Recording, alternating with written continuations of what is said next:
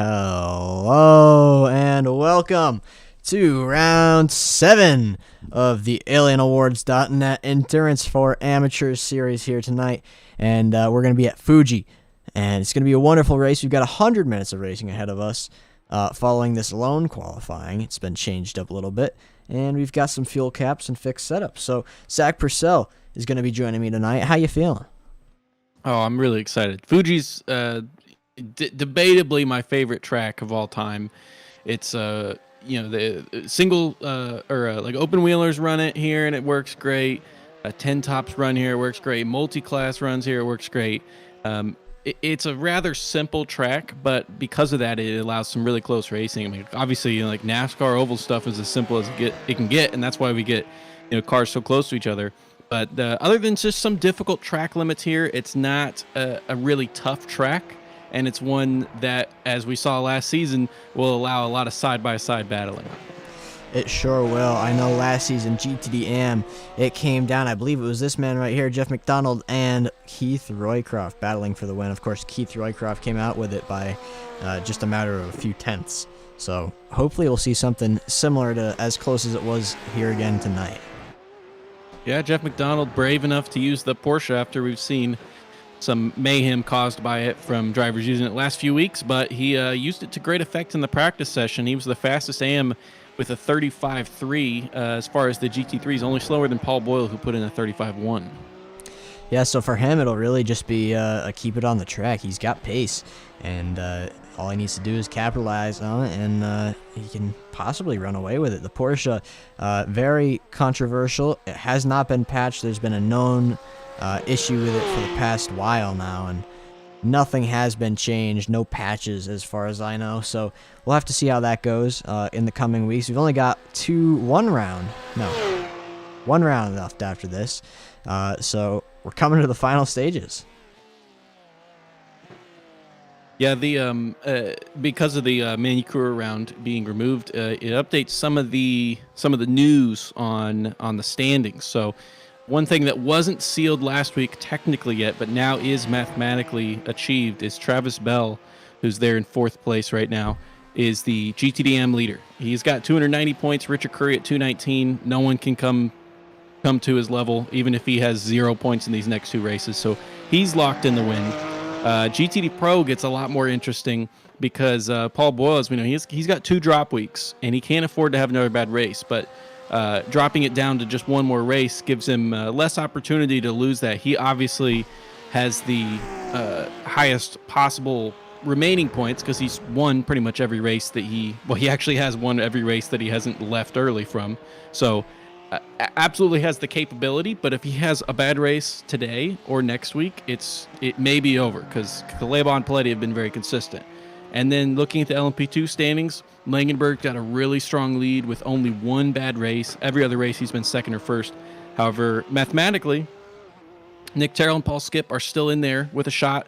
And then Terry Kiger Jr. kind of needs everything possible to go right for him to win.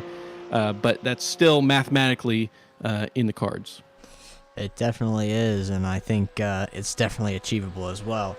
And take a look at that, 6 points in GTD Pro. That's not a lot. We've got 10 points in LMP2, and of course, we've got a little more than that here in GTD AM for Travis Bell. But really, a wonderful season we've had, and with one more race to go, it's shaped up to be quite a nice little filler season here. Well, and one of the little wrinkles too is Patrick Ribley. There, we've a part-time contributor. We've seen him in the LMP2 so far. Even won a couple races. He decided to go for the GT3 this time. So he's thrown a wrench into the works for those Doge Squad boys who maybe could rely on some higher points with a smaller field. Now currently he's sitting there in 4th, but he put in the 3rd fastest practice time, just behind Paletti, and Claybaugh just had to leave and rejoin the session. He must have had some sort of glitch, but he's losing out on some qualifying time right now. Yeah, and they have as much, or do they not anymore? They have a few laps at least to set their time. But one thing I did want to mention with Patrick Ripley is that he's only made 3 races this season. So he's kind of like, he can race whatever he wants. LMP2, GT3, he's not battling for anything, so it's really him just battling for singular wins, and that's gonna really throw something in the works here. He has a little bit more to risk, or a little bit less to risk, and he can be more attacking against those Doge Squad boys that are battling for the championship. We did unfortunately see that come to play at Spa last week with Terry Carger Jr. But yeah, it messes things up a little bit. It gives these drivers less of a opportunity for error, just because with a small field, I mean, even if you crashed out of the race, your point total's not that bad. I mean, Paul Boyle's two, quote unquote bad races, those were still 34 points that he was getting from both of those, which was Daytona and of course last week at Spa. So he's doing really well here. He certainly has the pace. He had the pace last week as well. He just needs to execute in these last couple races. I mean, he can even afford to get second and still come out on top of the standings after this race. Yeah, so we'll have to keep an eye on that. That's something to watch. We'll have to keep an eye on the other Doge Squad boys, and of course Patrick Ripley. See what he can do to throw a wrench in that fight there. And so as we come across the line, or as we make our way towards it for Jeff McDonald, he's on his final lap. Of course, he had that nice little spin there, so he's going to have to throw away this lap. Almost everybody has done full 3 laps. They're on their last lap now, with the exclusion of Kenneth Stanley and Daniel Barnett. So, I mean, those times, there's one more chance for everybody to change them. Other than that, it's looking like this is going to be pretty close to how we finish in qualifying. Yeah, Terry's got it on pole right now with Langenberg just a couple tenths behind. Good qualifying for Langenberg, who in the practice session was the 5th fastest. And to no discredit to himself, typically is a guy who gains positions from the start. I think actually the only time that he was started real up near the front for this season was Daytona, where he actually had a incident early in that first lap. But good qualifying pace right now for him, for sure. And then one interesting name, it looks like Don McCloy. He's only done 3 laps. I think he must have messed up his 4th and decided not to finish it because he was actually the 2nd fastest in practice and was very close. Terry only pipped him near the end of that session, so probably didn't have the qualifying he wanted, being there 9 tenths down in 5th place. But again, just like we saw last week, Don McCloy's a guy to watch for making up some positions on these first few laps. He sure is. And now, I always like to put money on Mark Dillon Jr. To win something. Obviously not this season. He hasn't been as far up there. Is he even here anymore? I don't see him anywhere. He's there he just hasn't qualified. Okay. Well, I want to put a little bit of money on him this race just for fun. See if he can make his way up. Hopefully he is racing. Well, I know it's not a controversial opinion, but I think that Travis Bell may have the best luck here, because we are in the 7th race of the 7th season of E4A, and he's there in 7th place. So 777's sitting there as the verified champion, no matter what happens to these 2 races. I mean, he's got all the luck in the world for him. Yeah, it's looking pretty good. And as well as Craig Willis is also in 7th place, but out of 7 people. That's the end of qualifying, though. So let's take a look at how they stack up on our grid. How's that sound?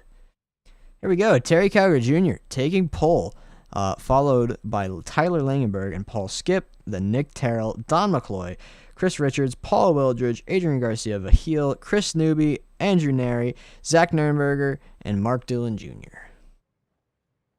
And then following those guys, starting in pole, which we mentioned, he barely got him by a couple hundred. Starting in pole for GTD Pro, Nick Paletti, followed by Paul Boyle, Keith Roycroft, who pipped McDonald right at the very end. Jeff McDonald there in 16th. Aaron Claybaugh, Daniel Real, James Foreman, Christopher Craig, Josh Doty, John Kelly, Travis Bell, and Patrick Ripley. Alrighty, moving on. We have James Kingsbury, Richard Curry, Rick Hughes, Dan Coleman, Daniel Barnett, Steve Coubet, Leonardo Elijah, Kenneth Stanley, Craig Willis, Atticus Middleton, and Miguel McNamara. So it's a smaller field here tonight, 35. I mean, we're following Valentine's Day. It's not on Valentine's Day, so interesting to see the lower numbers with a rather popular track, but still should provide some pretty good racing. Yeah, and I was thinking about that as well. I realized, like, a little bit lower numbers, but all the protagonists for the most part are here. We're not missing any of those guys that we see, always they're competing for a win, unless there's a couple just slipping my mind potentially. But we've got all I think all the podium positions of both classes here, and doing well. So I'm very excited to see how the points shake up after this, because there's some close battles through this, even outside of the first place fight. There sure are, and we'll have to keep an eye on them. I know we watched it a lot last season. There were some big 1-point battles. Another one comes to mind: 4 points between Christopher Newby and Don McCloy for 8th and 9th, and then 3 points between Christopher Richards and Christopher Newby for 7th and 8th. Yeah, and then GTD AM right now, McDonald, Roycroft, and Craig, all 3 of those guys only separated by 6 total points. So a lot to fight for here. There sure are. So single file starts, and no passing until after turn 1 here in Fuji in Japan. A wonderful racetrack, of course. No chicanes, because that chicane, I don't like it a lot. But that does provide a nice little bump there. Can be a hazard. Yeah, no, there's absolutely a bump in the track, and track limits are a little punishing there. It's uphill, so you feel strong on the arrow, but as you can see them go through there, we'll see a lot of people go out wide, and man, those turtle curbs here are brutal. We see airborne cars, so hopefully no one hits that and ruins their race. Airborne damage, bumpers flying off, wheels broken. We've seen it all. But one thing that we've seen many times as well, Terry Kegger Jr. leading this pack down to the green flag. So, just a moment. He now has control of the field. So, let's see what he can do. 100 minutes ahead of us. He's looking up at the flag stand as they come up to the line here. And long run. It's quite a long straight, one of the longest in the game. But looking for the flag stand, and there they go. Off go all 35 cars. I believe all 35 took the grid this time, and down to turn 1. Here we go. Again, no passing through turn 1, so we won't see anything happening until this left-handed King Cup here. But Terry Kegger Jr. doing very well to lead them away with no problems I see across the whole field. So nicely done. A clean start. The GT3s just making their way through turn 1, going down to Coca-Cola corner now. Yeah, Paul Boyle is all over the back. Oh, not anymore. He was getting nice and close to Nick Paletti, but he ran out wide a little bit. Aaron Claybaugh, Jeff McDonald. Slow down, yeah. And that's Daniel Real as well in the baby blue Porsche. He always runs that car. I love that color. They're all nice and close. Now remember, any lap 1 incident, say if Mr. Zach Nurnberg and Christopher Newby came together here, whoever is in charge of the incident or who is at fault will have an end-of-line penalty for the final round. Paul Boyle lucky to be able to burn off his slowdown there without losing any spots. Oh, around goes Claybaugh. Or not around, but that's going to cost him a lot of time. Old tires. Cold tires, lap 1. Luckily, didn't collect anybody, and he kept it. Oh, that is Keith Rycroft, though. Again, avoids it. It's looking like, did he collect anybody? I don't think so. I think he's just a solo spin there. Luckily for him, he does not want an end-of-line penalty, but that's going to cause him problems. There's going to be some shuffling in the back. Look at this. That's Zach Nurnberg. Chris Newby behind him. He's behind Adrian Garcia. Vahil. Vahil's blinking. Nurnberg is pulling out for the move, thinking about going inside, but doesn't do it. And Christopher Newby as well, looking for an alternate line. He goes, wow, good save. Getting on that curve. It's a little dangerous. Here we go. Daniel Real on Jeff McDonald into turn 1. Real's got the inside line, and it's looking like the one to have right now. He's way ahead by the time they turn in. Yeah, Real's looking really fast. Was practiced fast in the qualifying session for sure. So after Roycroft's mistake, plenty of opportunity. Those guys are close right now. Yeah, Nurnberger and Vahil having a real great time racing here. I know this is a favorite from everybody. It's such a good racetrack to race at, especially in the LMP2 cars. There goes Nürnberger again, side by side, but he backs out a little bit as they go into the chicane with that. You can see the cars on that bump there as they come over what would be a right-hand turn. Yeah, without the chicane, Dunlop isn't quite a passing zone, but there still are plenty on this track. So that's Claybaugh there, and Doty and Ripley in the back. And Ripley's catching up on Claybaugh. Claybaugh with that early on flat spin that he saved. But there goes Claybaugh again up the inside on Doty. And that's going to put him... Giving him room, but he's going to go to the outside now. Not yet. Is that actually Doty? That's tough corner. That is... Now he's back on the inside. Oh, boy. Here they go, and he's finally ahead. And Ripley's also going to sneak by Doty as he pushes him out wide. Nürnberger passing the heel, too. Was some great battling going on. Nürnberger back ahead of Vahil, further back. Side by side, Claybaugh and Patrick Ripley going into turn 1. This is for 3rd place in GTD Pro. You can see Andrew Neri in the background there. I believe he started with an end-of-line penalty. Correct me if I'm wrong. No, he actually had a packet loss in the start of the race, like while we were gridding. All right, well, Travis Bell sticking his nose up in here. Look at that. Oh, wow, that's close, but they keep it clean. Now, Travis Bell slipped by Claybaugh, and now Doty's on the outside of him, looking to keep that momentum through this outside line of the fast kink, but Claybaugh gets ahead of him. Nicely done. A little bit of a nightmare for Bell there, sandwiched between all these pros, and all these guys could potentially give him an issue, and none of them he's actually fighting for points. Now this is Barnett here, and that is also Steve Coubet in the blue. Barnett, of course, with his iconic rainbow livery and green wheels. Further up ahead, Newbie and Vahil going at it, and Mark Dillon Jr. also trying to make his way out of 11th place. He's almost bump drafting with Newbie there. Yeah, look at that. Taking a page out of Nick Terrell's book. And that's pushed them way ahead. Now he's going to pull out. Dillon had that move if he really wanted it, I think. Yeah, you can go pretty deep in Daiichi turn 1 and make it a fun battle, but it's very early in the race to try to risk something like that. Yeah, only 5 minutes in now. And I mean, it's a minute 26 lap time, so we'll have quite a few laps in this race. 60, yeah. So Paul Boyle spent a little bit of time looking at Paletti. Paletti able to pip him at the end of qualifying, but is now taking the lead back. So Paletti is a guy who really needs to get at least one win in these last couple races to win the championship. It's just so close between all those guys. We love a good battle here at Pony Express. Of course, the GTD AM battle reminding us of the GTD Pro last season, where Terry Carver Jr. was just so dominant. But we're having a nice battle otherwise. Which, speaking of, we didn't. Tyler Langenberg passed Terry Carver Jr. in the previous lap, I believe. He did. So let's see if we can take a look at that. Tyler. That was actually a little bit ago. Yeah, it's down the straight. No sideways.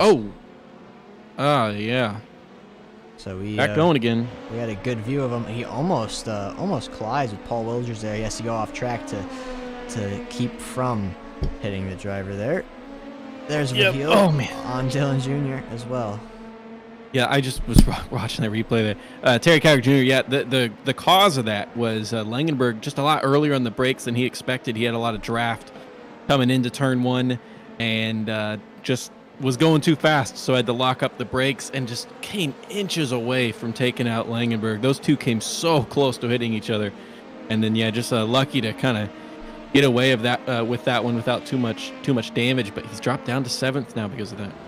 Yeah, reminiscent of last week with Patrick Ripley and Terry Calgary Jr. when Patrick just wasn't expecting such an early breaking point and locked up. Of course, he in that instant did hit Terry, but Terry kept it nice and clean this time around. Yeah, a good awareness there by Langenberg, because I noticed he turned away at the last second to give himself a little bit of room, and that actually ended up making the difference. We love a good aware driver. makes for some entertaining racing. So Rick Hughes here is chasing down Richard Curry. The gap there is about 0.3 of a second, a little bit over that. Yeah, Curry's currently second in the AM points with just a lot of consistency so far. Really, Daytona's his only bad race, but he's got a little bit of a gap to Christopher Craig behind as far as the points. But Christopher Craig is sitting there in P4 for the AM class, and Curry's currently there in 8th, I believe. Yeah, Roy Croft now is chasing down Kenneth Stanley, who's in the Audi. I think, other than Patrick Ribley, this is one of the first times, well, not the first time, but a very rare occasion where the Audi has been used this season, I think. Yeah, not a lot. I think maybe we got one of the Doge Squad guys using it. Oh, and there's McDonald trying to take back the lead. Yeah, so here he goes. Daniel Royale is going to break way early. He's got that inside line, though, and that inside line is pretty useful. Now, he's got the outside line, though, and the outside line, we haven't seen it work quite too well into this left-hand kink here. So Jeff McDonald back out in front for the time being. Yeah, you don't want to be on the outside of Coca-Cola there. If you're on the outside, you have to at least be quite a bit ahead, but did his best there. McDonald just had more momentum going into turn 1. Yeah, so look at this nice pack of cars here. This is in the lower spots. This is 26th overall. Starting lapping's about to start too. With Craig Willis. Yeah, we can take a look at that track map on the right side of our screen there. You can see leader Tyler Langenberg starting to catch up here with last place. And Paul Skip here in second. It may not seem like a big deal with him being second and Terrell being in fourth, but I mean that's really important. Those two are not separated by much for the second place position in the standings. Now how about that? Look how spread out these cars are back here. That's nice. Oh, collision! Never mind. Langenberg's caught up. He gets hit by Keith Roycroft as well. That's Leonardo Elijah that he plowed into. Let's take another look at that. That is suboptimal. Looks like Nick Terrell took avoiding action and managed to escape. So weaves through and then comes up here. Together goes the 99X car and the Leonardo Elijah there. And, yeah, Don McCloy slips through into first place. Nick Terrell behind. That's one of the Eagle Claw guys in the background. Just barely avoiding it. Tyler Langenberg sweeps right past Don McCloy again, though. And he's going to be in second after that, but surely he's going to have to pit. Yeah, Elijah was a little caught off guard by Curry's braking point in front, and then he just kind of was out of control going into the apex, and then hit Dan Coleman. That's the other car that we saw there. All right, well, no pit yet for Tyler Langenberg, so I think he's deeming it drivable. That was a pretty hefty impact, though. So interesting. Nick Terrell, though. Well, it's not drivable. It's Keith Roycroft, who just came in after being involved in the incident as well with a meatball. Yeah, we saw him caught up there. He came in and hit Tyler Langenberg. So interesting that Tyler, after plowing straight into a car, can still drive it. Maybe he'll come in after this lap. This was just a test. Is it drivable? I don't know. But he's pulling away, so obviously not too bad.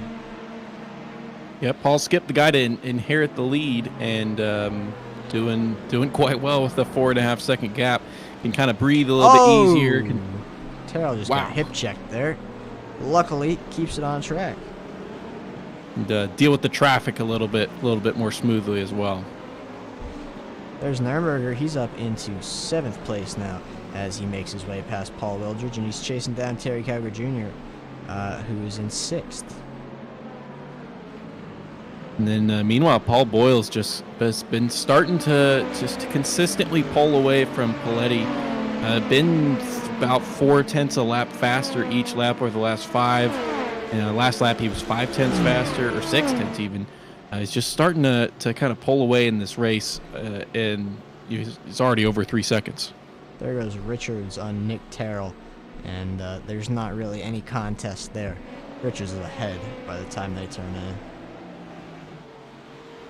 I don't think Terrell doesn't have any damage. Like I said, as far as like time was involved in that incident, but didn't hit anybody.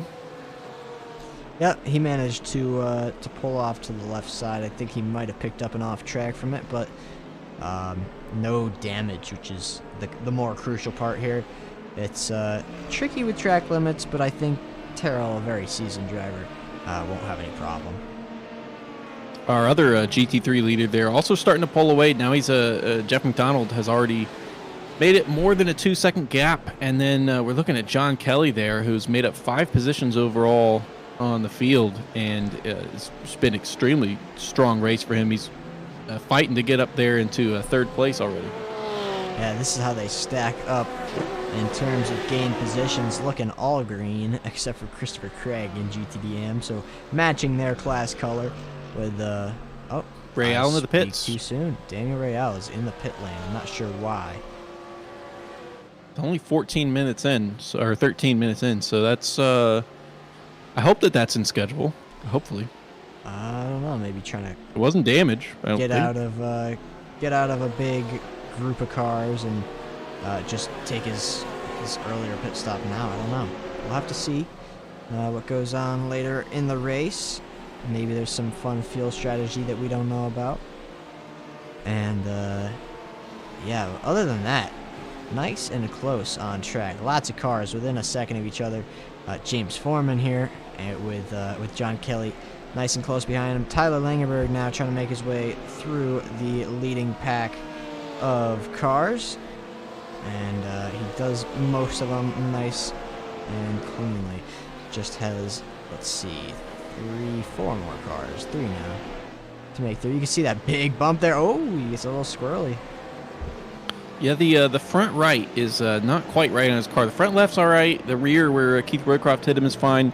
But he'll probably struggle a little bit more in the right-handed turns, as the toe is not quite correct on it right now. But luckily, that'll get fixed in the next pit.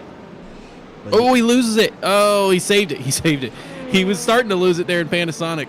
Lucky to save it. And again, that was another right-hander, like I kind of mentioned. So a lot of the toughest turns on this track are right-handed. It's a right-handed track, and the toughest ones all go to the right. Yeah, there's more turns to the right than there are to the left. So keep an eye on him.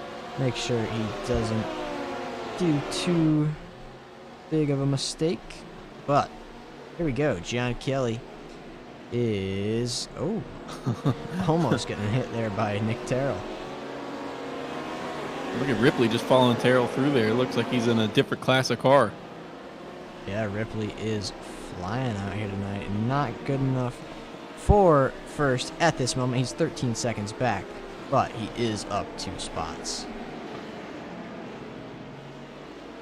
Yeah, we've got a few good gainers for the LMP2 class. The guy who's made up the most is Zach Nurnberger, who's now up to 7th. He started 11th, only in front of Mark Dillon Jr., who didn't qualify. But Chris Richards there in our 3rd place position, he's up 3. He started in 6th, so good start for him. And yeah, man, I'm continuing to watch Langenberg here, and it looks awful. He's going to have to pit as soon as he possibly can, because it looks pretty close to undrivable. Yeah, now Patrick Ripley only has John Kelly in front of him, and then he'll be directly behind the rest of the cars in his class, as he managed to pull a 2-second gap on Aaron Claybaugh behind. Yeah, and like I said, it's a huge, for Ripley, it's another race. Claybaugh can't afford to be 4th. I mean, he's got to be finishing 1st or 2nd, and he's got to have a bad race for Paul. Like I said, I mean, even if Paul gets 2nd, he still has a chance of coming out ahead, based on the safety points, which a good number of people have already started to kind of rack up some off tracks or some collisions. Yeah, we've seen our fair share of drama here, so can't really discount or count out any big major incidents like that. That is John Kelly going around. Into Mark Dillon goes James Foreman. And who else was that? Adrian Garcia of a heel also going deep. Zach Nurnberger's in the pits for some reason.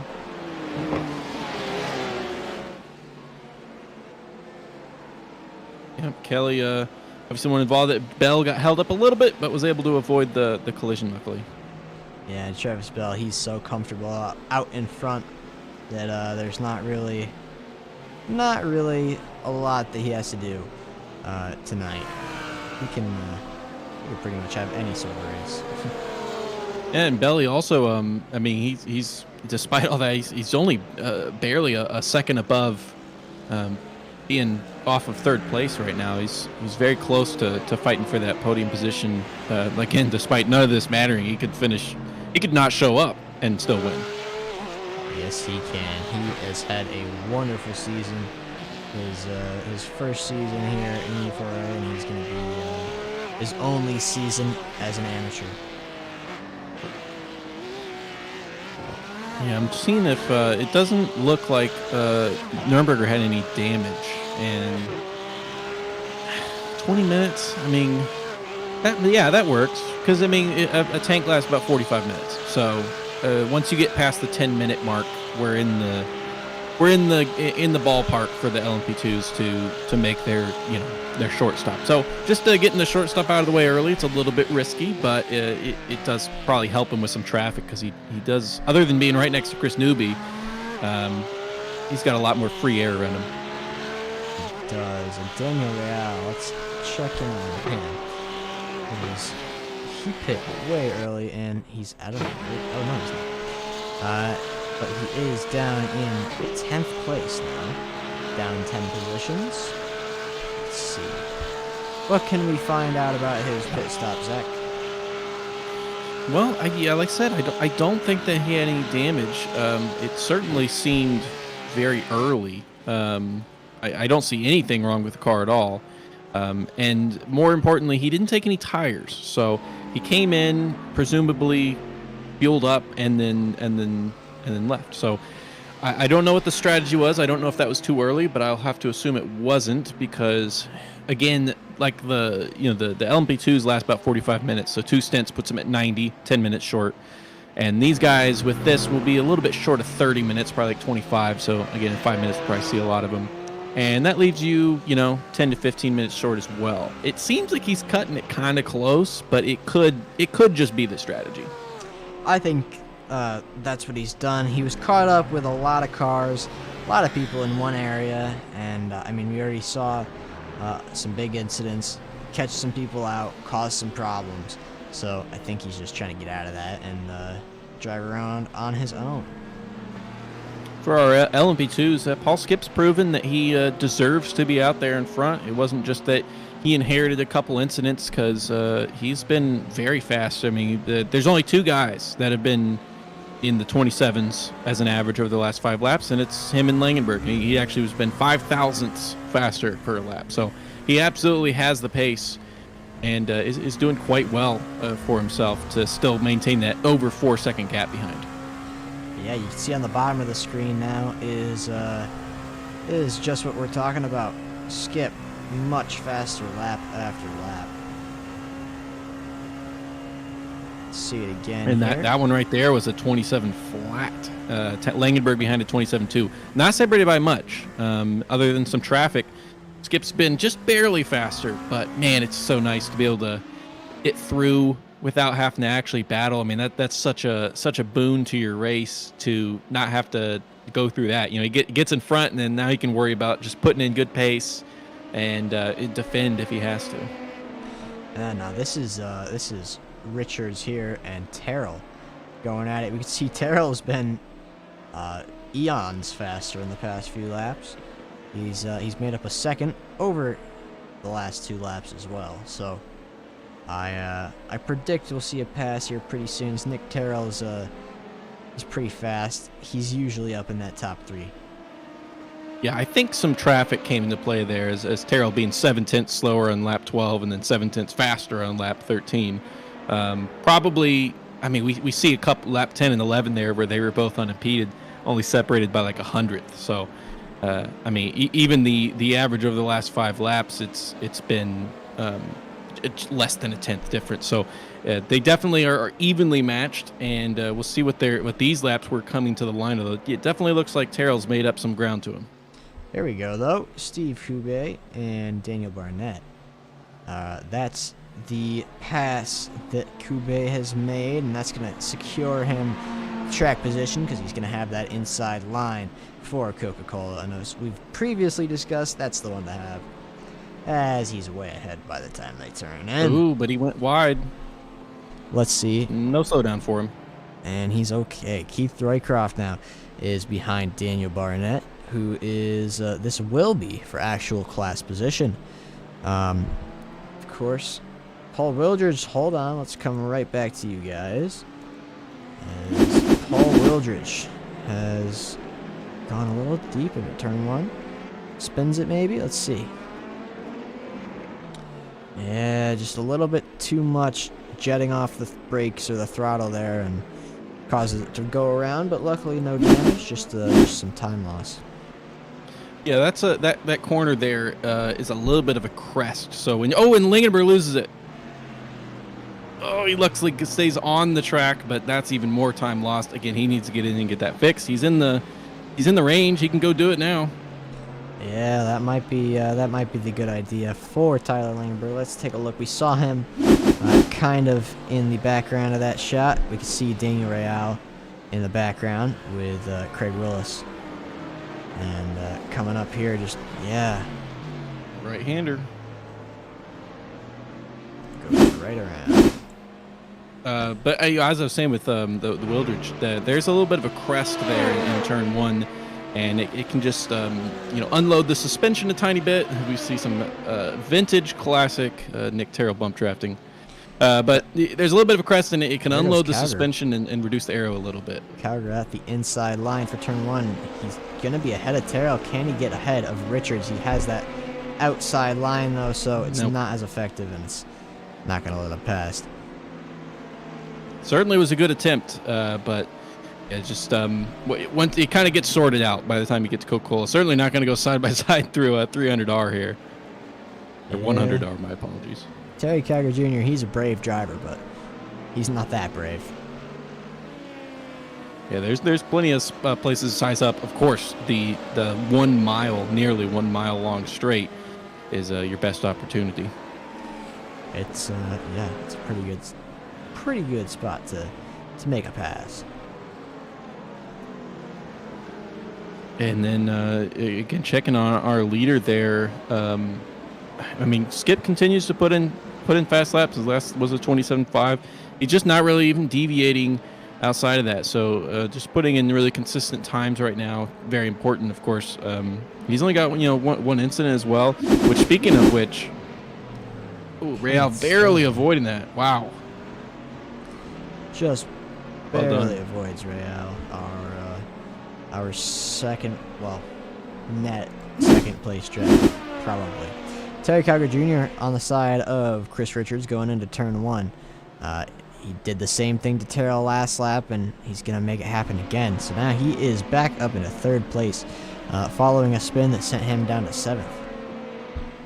Yeah, it probably seemed like it was a little bit out of touch. At least, certainly didn't think that he would. He probably didn't think he'd be getting up to 3rd place by less than half an hour in. Yeah, not too bad. Now, I think we'll see our GT3 pit stops in just a second here, but hold on. Patrick Ripley, who we said he'd throw a wrench in the GT Pro championship battle here. What has happened to him? This is a tricky left-hander here. It's very off camber, and you can barely see, and he just loops it around. Luckily, no damage, but that's going to let Aaron Claybaugh go right by him. Yeah, that's big implications there. But yeah, like you said, that is a really tough corner there. It's blind, it's off camber, it's uphill. You can't, it's got big giant turtle curbs on the outside of it. So it's not the first person we've seen him make a mistake there, and it's not going to be the last during this race, that's for sure. Yeah, we can take a look right here. This is Craig Willis going through the same corner Patrick Ripley just spun in. And look at that. Can't see it at all. Nice and blind. It's always one where that one is like human understeer. It's not understeer from the car. It's you just don't realize how much you need to crank on the wheel for that. You just can't see it. But done well to make it through. The thing I was going to mention was Tyler Langenberg at 11 incidents now, and of course a lot of this, the wreck wasn't his fault, and then some of these off tracks and spins have been because of that. Almost taking John Kelly. Ooh. But he's at 11, so he's not getting any points at all, and those are undropped, very important points when the couple guys behind him are doing pretty well for themselves. Terrell in fourth, and Skip, of course, in first place. So this is spelling good news for Skip, who is currently slated to get some good points. Yeah, Langenberg. I mean, that spin or the contact, not quite his fault. That's a 4X right there, and then probably an off track here or there, and then of course his loss of control. I think there's a few of those, so they add up. And if he leaves that car unattended to, it's possible that he'll pick up a few more. I guess that was one name that we were missing there was Owen McLaughlin, but I actually see he's spotting for Paul Wildrich today, so elected not to race but to spot. But speaking of our LMP2s there, we do have Garcia Vigil after that collision with John Kelly, and Daiichi retired the car, so the first retirement for our P2 field. Yes, and it's looking like yes. So we have everybody in this race still, except for, of course, Garcia Vigil, and then Atticus Middleton retired from lap 2, and Miguel McNamara did not take the start.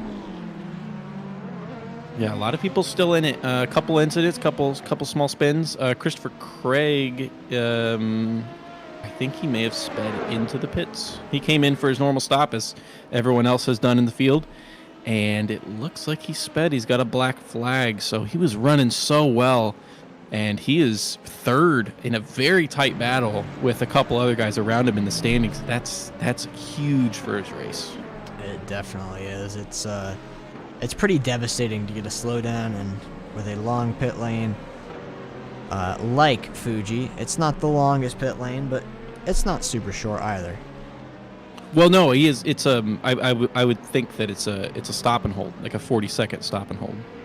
So it's a drive-through, and then of course 40 seconds on top of that. But let's take a look here. Well, he's still. I'm saying I think it's being served right now because he sped on the entrance. So that's what's happening. I did not think you could serve it and also service your car, but the blue and green LMP2 car of Zach Nuremberger is around, and luckily no damage.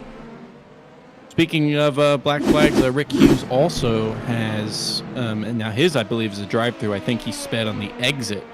And that's the only, that's the only thing I can think of what it was, though. All right, so Eagle Vision, Paul Wildridge here, going to chase down Christopher Newby, last season's amateur champion, and hasn't had quite as good of a season this year, but he's still doing pretty good for himself coming from the amateur class. Yeah, and these are very different cars, of course. I mean, well, also the GT3s are quite different from what they were before as well, so a lot of shakeups. Very different. This is Mark Dillon Jr. going into turn 1. He had some issue, electing to stay behind Patrick Ripley, but then forgets that he's in an LP2 car. And wow, that's a good save, though. Yeah, I'm not quite sure what he was thinking about there. Maybe caught up reading his book in the long straight. Yeah, that was a scary one. Certainly nearly took Ripley out, but Rick Hughes not deciding to come into the pits there to serve his penalty yet. I hope that he knows he has it at the very least. I think it's pretty hard to miss that you have a penalty. Well, we had our P Cup race we watched last week where someone did not, so I'm just a little bit afraid. But yeah, we are at 21 laps. They'll finish 22 laps. The P2s at the end of this one. So, I mean, getting pretty close. Like I said, probably 45 minutes, maybe a little shorter because of how long the straights are here, just burning off some extra fuel. So maybe looking for the 9-minute mark, maybe 7 laps or so from now, 6 or 7. All right, we'll have to set our eyes to 39 minutes into this race. We are about a third of the race complete here with 32 minutes down and 68 to go. No, Paletti really had some pace early in that practice before Boyle pipped him, and then he even pipped Boyle in the qualifying session. but he just continues to fall back a little bit per lap. There's been some traffic involved in their pace for sure, but like on the last lap, he was actually over a second down, and he's just losing a little bit of ground to him. It's becoming nearly 10-second gap now. Yeah, that's not boding as well as he would hope here tonight, as Chris Richards is on the inside of turn 1 and is ahead, but Nick Terrell has that inside line. We've seen it work so many times through Coca-Cola, and it's Nick Terrell's corner from the time they exit turn 1. Yep, Richards still up 1 from where he started, so he's lost a couple positions here that we saw to Terrell and Cowger, but by no means having a bad race. He's done well to avoid a couple incidents that those guys that I just mentioned were not able to. So still very strong for him there in 5th place. So now it's all gains. Oh, never mind. It was all gains for all GT3 cars, but a swap in GTD Pro has changed that.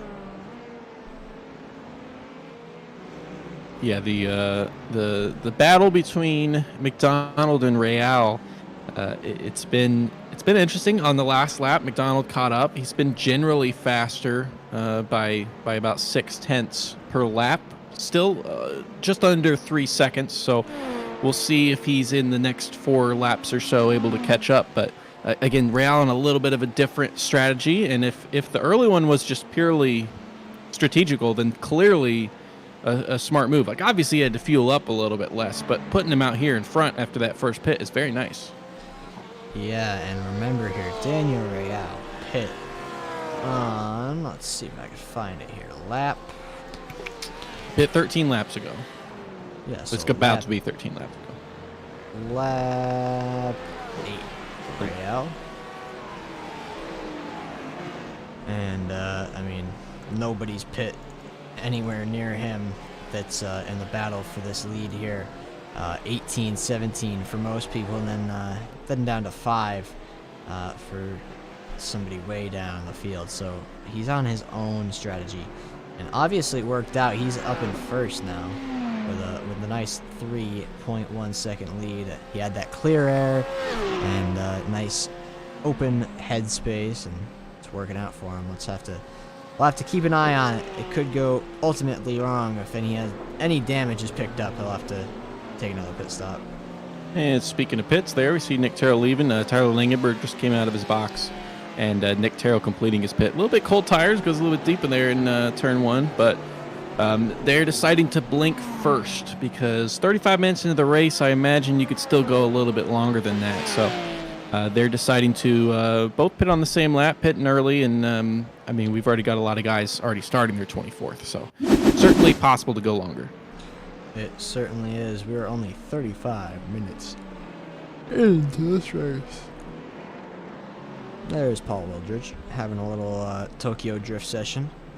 You know what they say, when in Japan. Yeah, it's a little bit of an interesting one there. That the hairpin, you don't end up seeing too many mistakes there. I mean, there's a lot harder turns, but sometimes those are the ones that get you when you start to kind of lose a little bit of focus. And again, we're getting later into the stints for these guys, so I mean the tires do last, but they just get worse. They're not going to get better through the stint. So as the tires get more worn, something like that is more prone to happen. And if I remember correctly, we did have the Doge and Pony show here, did we not? Yeah, it was Mazdas and Radicals. Oh. That was fun. It was changed. I thought there was going to be a 2-hour event with this car selection. But I think maybe that's what's coming up. Yeah, it's what we're going to be doing in a couple weeks. Oh, all right. Well, a very good track combo, and everybody likes it. I'm not sure if it happened, but there was plans of a race exactly like this, except for 2 hours over the off season, in order to kind of warm everybody up to the new format. So I'm sure people put in practice then. So it's really just a really great track. I think actually both happened. I think you're right, and I think I'm also right. I think that the thing I'm talking about happened before that. But anything to take more Fuji races, I will do. I love Fuji, and I mean, like I said, just basically everything works here. So um, certainly these GT3s and LMP2s work well. We had a great race with just the GT3s last year, but the multi-class stuff at Fuji is thrilling. Super GT, it's always one of the best races of the year. They run it on Golden Week in Japan, which is like a big week in the middle of the summer that has a bunch of holidays, and they run this, basically like Christmas for like us. Christmas and New Year's all come in there, and they run it during Golden Week, and everyone gets so excited for that race. Yeah, Fuji is really a great track. It's just a nice flow. It's fun to watch. Big, wide, open. No complaints. Yeah, it's got some history to it. Pretty old track, but very little of it is reminiscent of what the original layout was, except for the hairpin to an extent, which has been modified a little bit. But all the famous corners here are at least relatively modern. All right then. So, not as old as you want, but hey, it's a fun track nonetheless, and good thing it's in iRacing. Yeah, right now, Letty has been again putting in good pace. The problem is he needs to put in fantastic pace to catch up. It's now a 12-second gap there for that GTD Pro lead. He did have a slower pit stop, so he was in the stop for 7 seconds.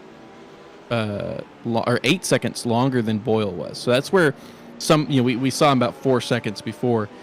Even outside of that, just on the average lap, he's been like 500ths faster. So he's doing very well, but he's got to do even better. Yes, he does. Now look how close these two are here.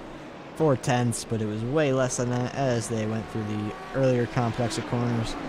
They're just having a lot of fun battling out here, but it's not helping either of them. They're losing even more time. The gap's now 18 seconds to second place. Yeah, it's and I also think even outside of that, it just seems like Boyle and Paletti, those two guys, just have more pace than anyone else in the field, and that includes anybody in the AM field as well. There's been a couple people who've put in like a fastest lap, that's close to theirs, but as far as consistency, they've been more consistent than everybody else on the track. Yes, and Chris Richards, you can see in the background there, with a little bit of, well, I'd call that a problem as he goes off into the grass and taps the wall. Yeah, immediately came into the pits there. As a result, just in case, it was a very minor collision. I hope that wasn't too reactionary. Although I guess he don't think he had not made his pit yet. So he was 27 laps in, just deciding to make it a little bit earlier. But yeah, we're getting close to 41 minutes. So yeah, in the next couple minutes, I imagine that's when the guys who are up front and didn't pit early will be doing it.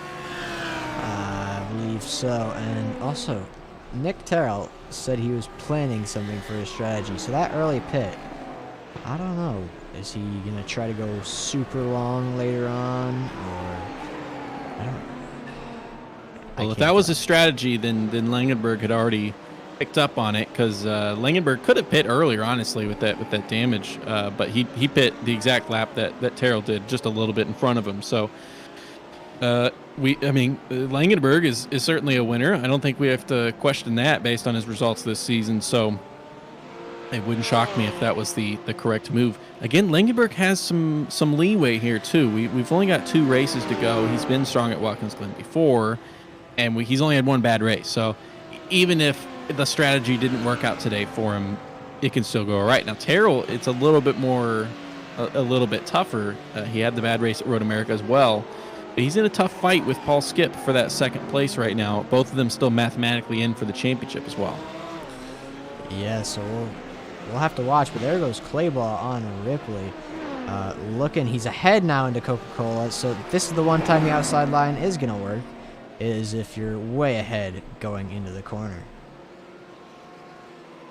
Keeping an eye on it, but it's not closing fast, but it is closing. The gap between Real and McDonald for that AM lead, we saw earlier, is about 3 seconds. It's down to 1.7 now.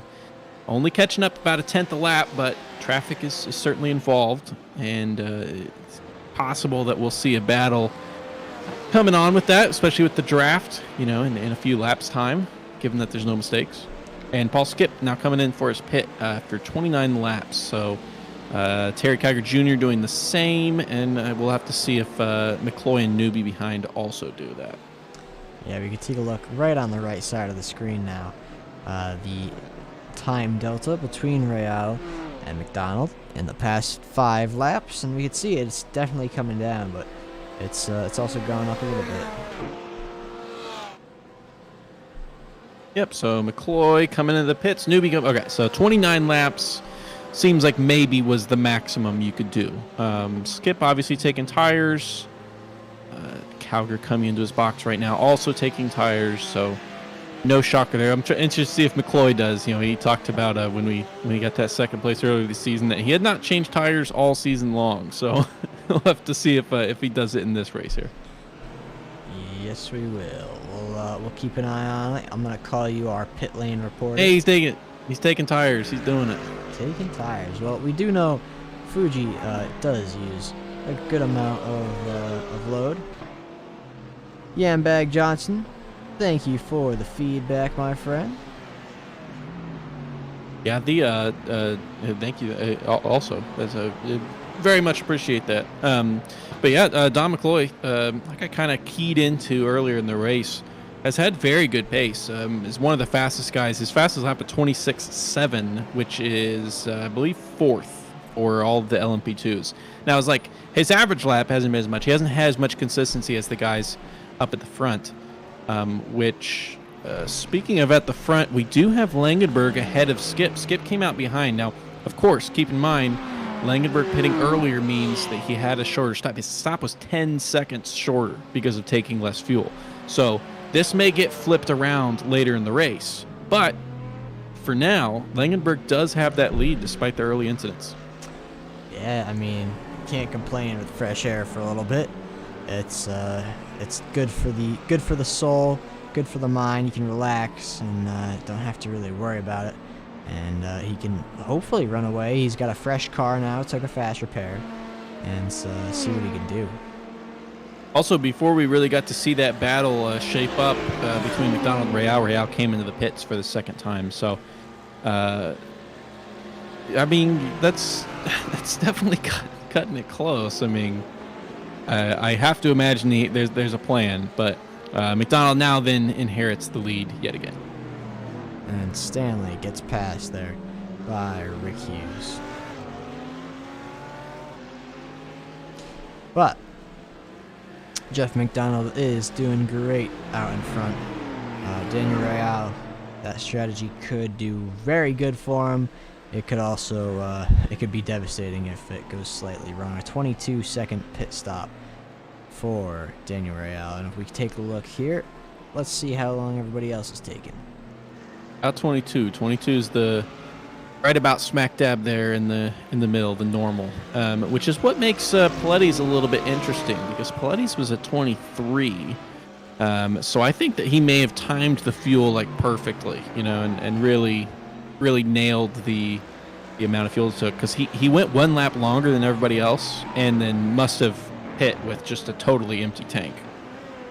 So that'll possibly give him an extra lap, or it could just be all for nothing. Yeah, I mean, at the very least, it means that he was saving more than other people, and that just means that he's going to take less fuel overall. But he takes a little bit more here. It's going to be less later, so we'll have to pay attention to it. Of course, he's putting in the pace, although over the last 5 laps has been 0.5 slower on average than Boyle. So Boyle's starting to pull away yet again with a 36.1 on his last lap. Very impressive given the age of the tires right now. Yeah, 14-second gap, not too bad. How about in second place here? James Foreman is 11 seconds back from James McDonald. Jeff McDonald. And then out in front, only 2.5 seconds between Tyler Langenberg and Paul Skip. Yeah, McDonald, both of those definitely, with some strong context to them, of course. McDonald seems like he may be breathing a little easy with Foreman being 11 seconds back, which, again, a wonderful race for Foreman so far. He qualified well, up 3 spots on the overall. But we have that Daniel Real situation. He's off the pit cycle, but he has the pace to be up there at the front. So he's certainly challenging McDonald, but they're just on 2 different sections of track now. And then similarly, that Langenberg skip gap is not quite represented because of the fact that Langenberg's pit was 10 seconds slower. Here's Terry Carver Jr., that uphill left that we've seen a few times, and yeah, just a little bit too much. And that's going to loop him around. We can see Nick Terrell drive past him as he gets right way around. Yeah, tough one. We already mentioned it as a problem point, so no shame in that happening there. But it's not going to help because he was doing well there in third and could have used to that momentum, and now he's going to have to catch back up to Terrell, where he's lost about 6 seconds to now. Yeah, that's not going to help his bid here. 4th place, of course, did a great job to make himself back up from 7th, but a slight bump in the road. We've kind of started to get some large gaps forming between positions. We did not have that earlier in the race, but when we were in that midsection of the first stint, everyone was so close, but just some mistakes and some different pit strategies, not all on purpose, have been kind of spreading the guys out. But it's kind of regular now to be seeing 5+ second gaps between guys. But a couple that we do have closer than that, one is Dan Coleman there, who is just under 4 seconds to Christopher Craig behind. Obviously, we saw that Christopher Craig incident, but Dan Coleman crushing it to be there in 7th. I would need to check the standings, but I think that would be his highest placement for the season. Well, let's take a look here. GTD Dan Coleman. Where is he? He is in 12th. All right, so I believe that we would be. He's got a maximum of 30 points, which I think makes it a 9th place. Yeah, and that was at Monza, which, as much as it counts as normal race, I think we all agree is a little bit funky. Not quite indicative of just normally driving. So, 7th place here at Fuji is very legit, and it's been a well-run race, especially given the fact that the Ferrari has been kind of noted, not as much as the Porsche, but noted as being a little bit unstable. It was actually in the pre-race briefing that anyone using the Ferrari, Audi, or Porsche is using it knowing full well the risks. Yes, there were many announcements made about the dangers here, and we've got some wild people using it. Similar, not as bad, not as bad at all, to Monza, where it would just spin out of nowhere. It looks like Paul Wildridge has effectively retired the car. It's not fully retired yet. And then Patrick Ripley has retired the car as well. So that kind of takes the headache away from Aaron Claybaugh, who certainly was having to worry about that, taking away some points from him. But for those 2 guys, the race is over.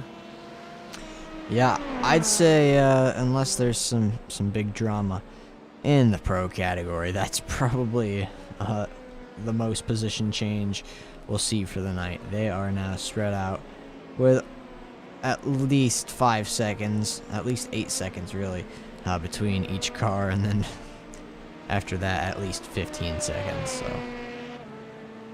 yeah, it's very interesting with that 17-second gap, because every time I look, it just seems like Paletti's not that far off, and I think it's just been a couple.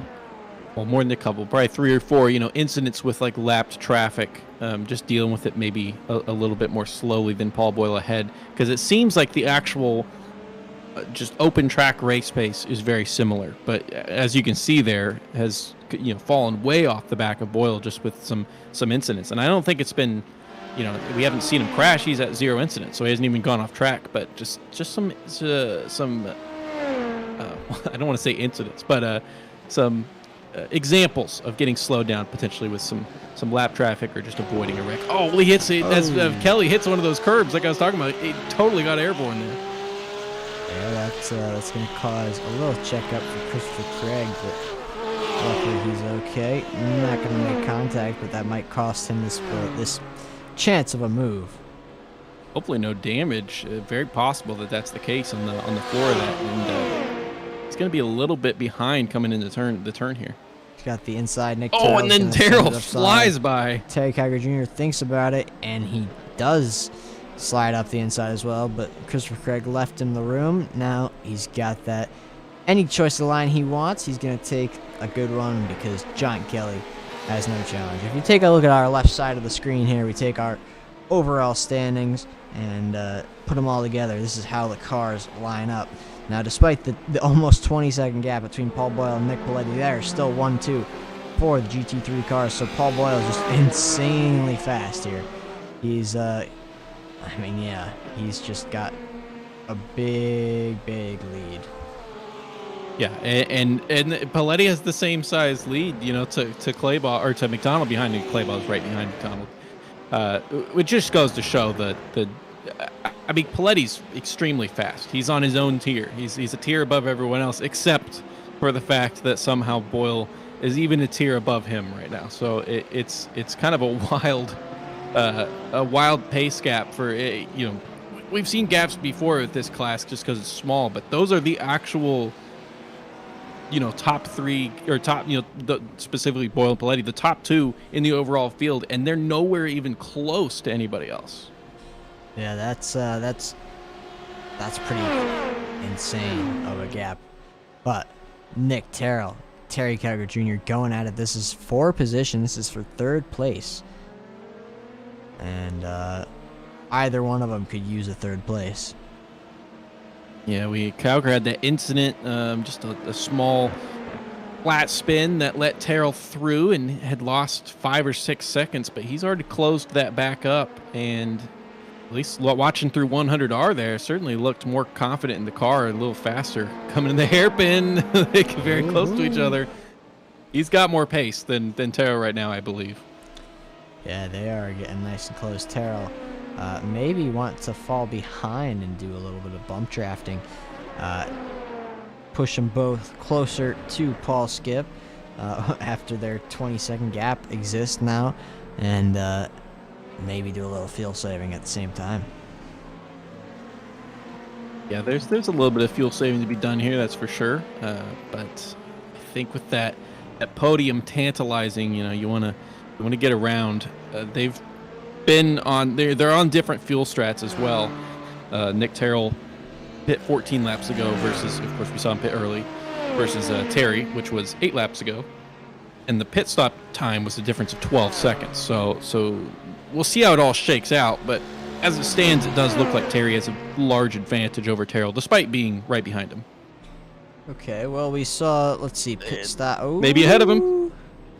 They're close. Little banging. Terrell gets a little loose at the end on exit there, but they're okay, and they make it through to see another day. So I think we'll see pit stops again in about 14 minutes for our LMP2 cars, unless you're special and doing a fancy pit strategy. You mean 14 laps? I think you mean minutes. We saw about 35 minutes in was our pit stops, right? So no, they went over 45 for some of them. Maybe I'm just not good at remembering. So 29 laps was what those top guys did. Skip guys, they're about to finish lap 9, for example. Alrighty. So it'll be a little bit for those guys, but keep an eye on the GT3s, of course. That half-size fuel tank can only really go 30 laps or so, which by the way, something that we kind of noticed in the last couple of races is they start on the sprint setup. and the sprint setup doesn't exactly have half fuel. We cap it at half fuel. The sprint setup's like 45% fuel. So the first stint from these GT3s will be a little bit shorter, and the second stint needs to be. So they can extend it a couple laps longer than they were previous, but we're probably, coming within just a few laps of all of those guys coming in again. I'd say it's, speaking of, Leonardo Elijah's in the pit lane, but not for a scheduled pit stop. This is what happened to him. He's doing a little bit of wheel spin there, trying to get it going. It's definitely a little crumpled up, and yeah. So he comes into the pit lane, do some repairs, and fix up that car. Ray Allen could going at it though. Yeah, this is big for Real here. His pit strategy was kind of predicated on him having some clean air, which he has for a lot of this stint and the stint previous as well. But this is certainly slowing him down a little bit, having the battle here. And it hurts when he needs every second when he's doing this track position battle versus actually battling Jeff McDonald next to each other. Yeah, I'd be flashing my lights if I were Daniel, just saying, "Hey, we're not in the same class and we're not in the same race. Can I get through?" So maybe he'll make it work down here into turn 1. He's got the slipstream all the way down, but he's pretty far back. Taking a look at the incident list here, we have just 3 guys who are at 0 incidents. Again, it's easy to pick up a couple. There's a lot of people who are still in the points, but only 3 guys. So Real trying to get around here. Let's see if he's able to send it. He's got the outside. He's going to switch back and become the outside again for the next left-hander, but we know that's not the line you want, so he's just going to have to sit behind and wait for the next opportunity. Yep, didn't quite work there, but he certainly looks fast in that Porsche. Tough car to drive, but has that capability as long as you can get it under control. But as far as the incidents, we got 3 guys with 0. That's Nick Paletti, Christopher Craig, and Anjaneri. And Anjaneri tried to go 0 incidents in Spa last week, was unable to do so. Did still get some bonus points, which is impressive in his own right. But the Paletti thing at 0, that's a big deal because again, the undropped points, every single point matters for that fight in the GTD Pro class. And Paul Boyle's at 3 incidents, and could if he gets a couple more, this ends up being like a 2-point difference between those 2 guys from the safety points, and I mean that really could be what it comes down to. Yeah, I mean, anything is possible. Those safety points definitely very. Oh, Daniel Real making contact with Kube. Luckily, it's not too bad. It's kind of net Cody, but that might be enough to send him to the pits. Enough to give him a 4X at least. Bumped him up to 9 incidents now. Steve Kube, yeah, he gets a meatball for that. That's actually pretty bad damage to the rear right of that car. Wow. So let's see if Daniel Real has any handling issues now, as the people surrounding him are just coming out of the pits. It's very interesting when I watch it. He had bad damage to the front, and then the game kind of corrected it and gave him not so bad damage. It still looks like the left front wheel is not 100% correct, but his wasn't bad enough to give him a meatball. So at least he can still keep driving, but that will affect his pace to at least some degree. I guess we'll see if he's able to keep it under control. So John Kelly now losing his sparring partner in the form of Christopher Craig. Yeah, Craig had to make that early pit earlier in the race, so having to pit before most people. Luckily, Kube there was on lap 18 of his stint, so not fun to have to come in from the damage, but it was right on schedule for him. Yes, it was. So, we've got 40 minutes remaining now in this wonderful race, and it's all shaping up. And looking at that LMP2 class, fastest guy on track for that field. It's not those 2 guys we have out front with Langenberg Skip. Fastest guy on track right now is Terry Cocker Jr. by a lot, actually. Now he's got a lot of time to make up. It's been a couple incidents earlier in the race, but he's on he's on strategy with the pits, and he's like half a second faster than anyone else right now. It's very, very, very quick for the guy who was on pole. Yeah, he's having a nice cruise. Of course, 20 seconds separates him and the car ahead, but hey, it's nice to dream. It's not over yet. Anything can happen. Paul Skip can crash into Tyler Langenberg, take them both out of the race, and boom, he's leading. Nürnberger, after making that early pit, having to come in after 29 laps here. So he's come in for his second pit, and based on that, we could still, even Tyler, who pit early up front, he could still go potentially another 10 laps, and the rest of the guys could go another 16. So don't be trying to stay up too long waiting for their pits, because it'll be a bit. But the GT3s are making their pits now as Paletti comes in. Yeah, it's definitely been more spread out, more of a long game kind of race than on track, even though you think it'd kind of be the other way around. You think it'd be more on track battling than really with the strategies, but we've seen kind of both, but leaning towards more strategy game, which is always fun. Yeah, it gives you a lot of mind games and what ifs, and it is an interesting thing to pay attention to, because we mentioned it already earlier in the season that it was even last week at Spa. The LMP2s would just continue to diverge on strategy so frequently, and I don't know what the cause of that is. Terry coming in now, so I said they didn't have to come in. He was only on lap 13 of the stint. He's coming in for a second to, it looks like, pretty much just kind of even out the 3 stints into all being around 33 minutes or so. Yeah, I'd assume the difference in LMP2 is just solely people trying to spruce it up and see what they can come up with for strategy.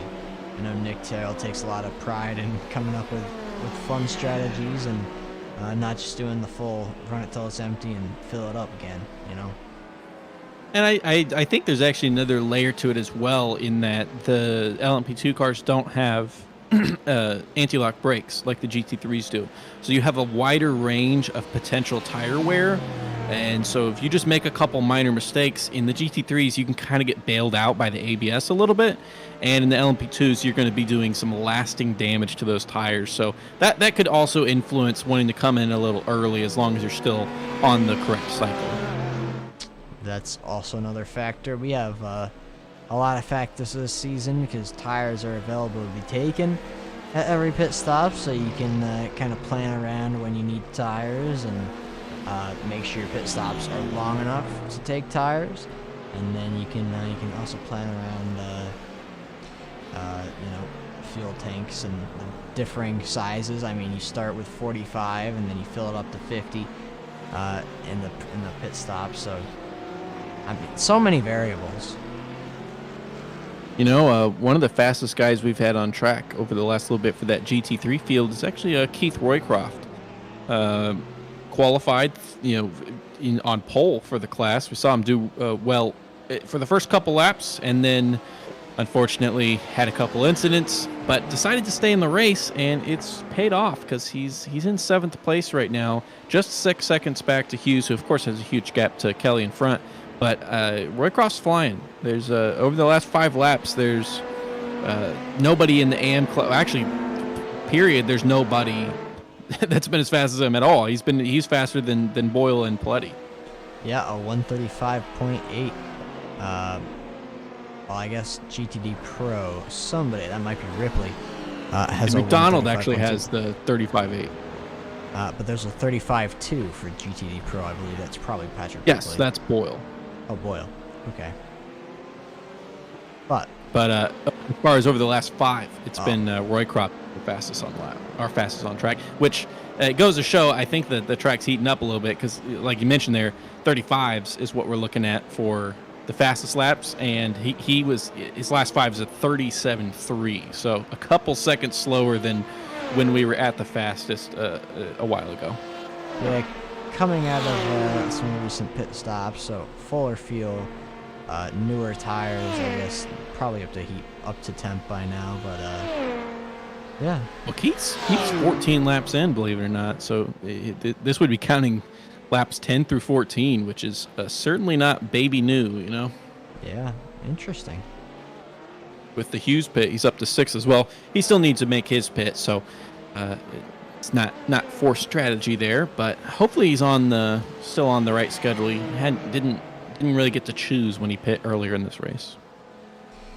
Well, these are our closest on track right now. Jeff McDonald, Aaron Claybaugh. 3/10 separate the two, but not for track position.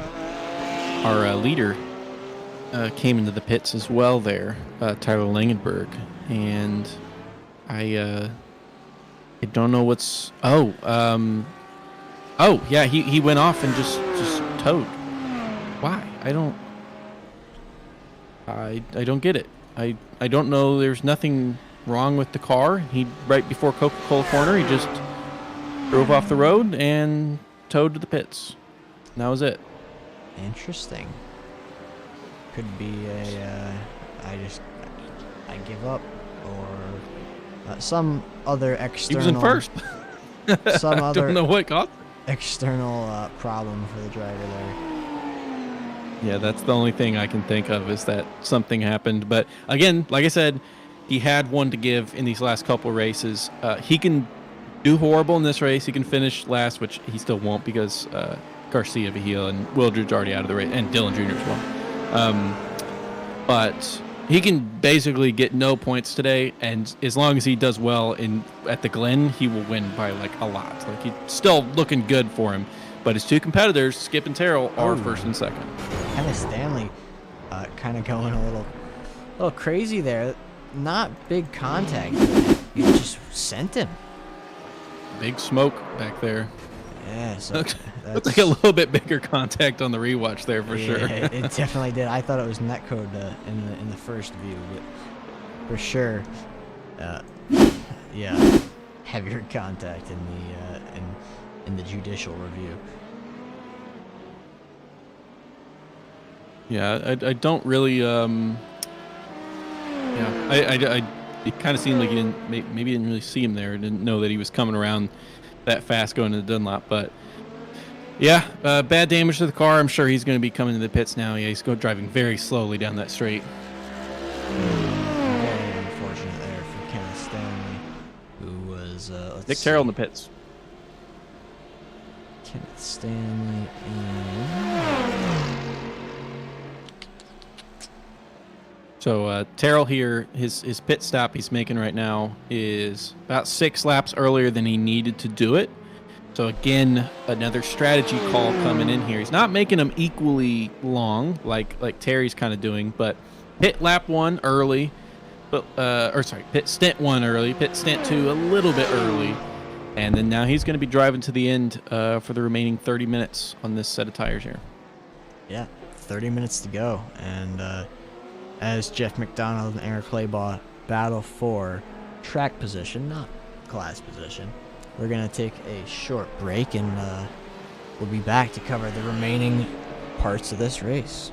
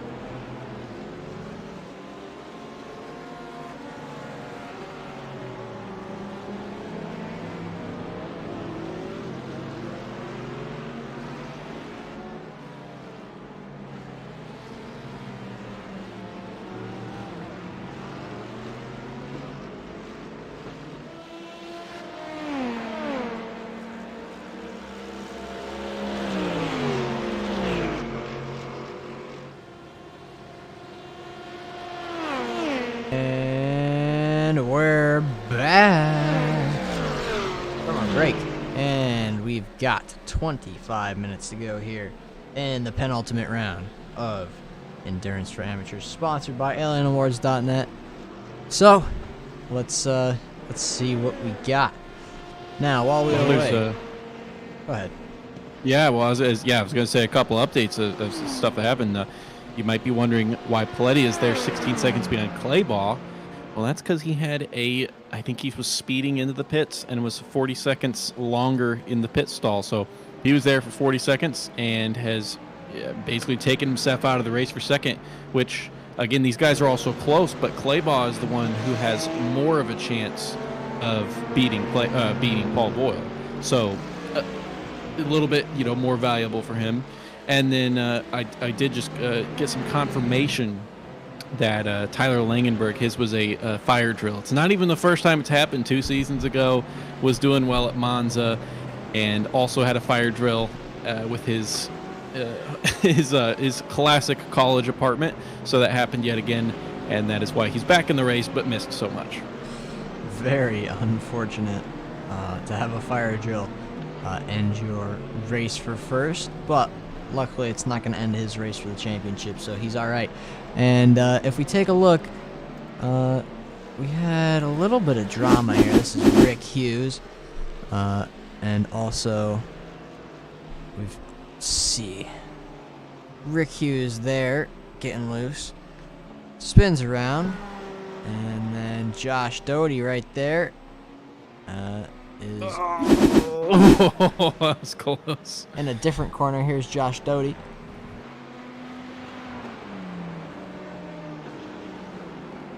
He comes around. It's the same. I don't know if that was Richards or if that was Wilkins out of the race. So Chris Richards there, getting the experience of the lifetime there, back to back. And Kenneth Stanley just shortly after that one, in the same corner as we saw for Rick Hughes.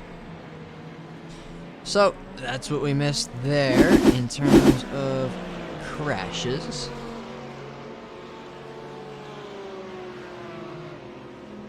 And as far as the field that we're looking at, so Daniel Real just pit, and that is the final pit that he's going to have to take for this race. And most of the guys in front are going to have to do their third eventually. But I do think, looking at McDonald, he's got enough of a gap that I think he still comes out ahead. Real's had a couple incidents on these last few laps. Actually, on the previous lap, it got some air on one of the turtle curves.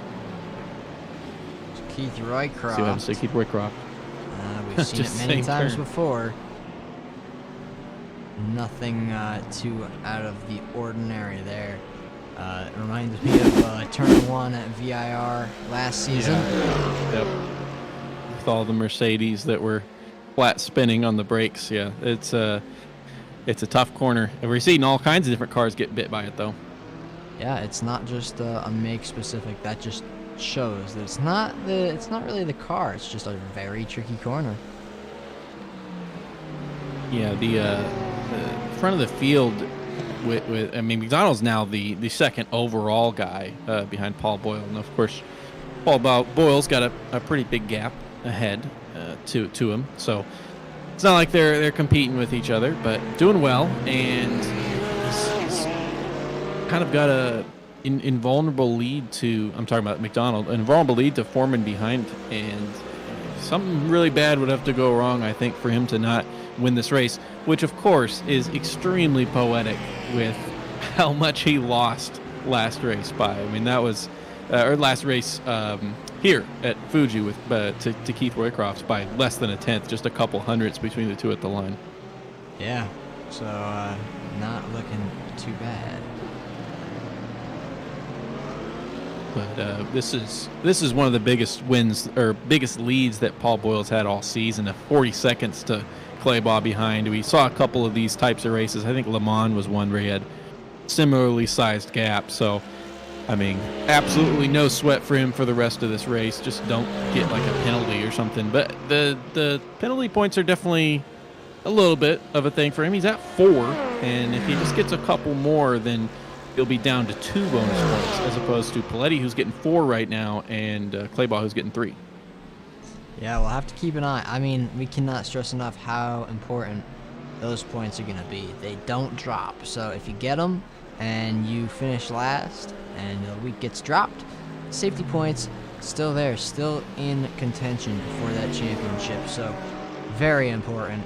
And with Nick Paletti, Season 4's safest driver, Season 5's safest driver, you really got to watch how you drive. Yeah, I think Paletti's only second to Travis Bell on the season for bonus points. He's got bonus points in every race, but the total number, the total value, Travis Bell's got more. And Bell himself only has 1 incident for this race.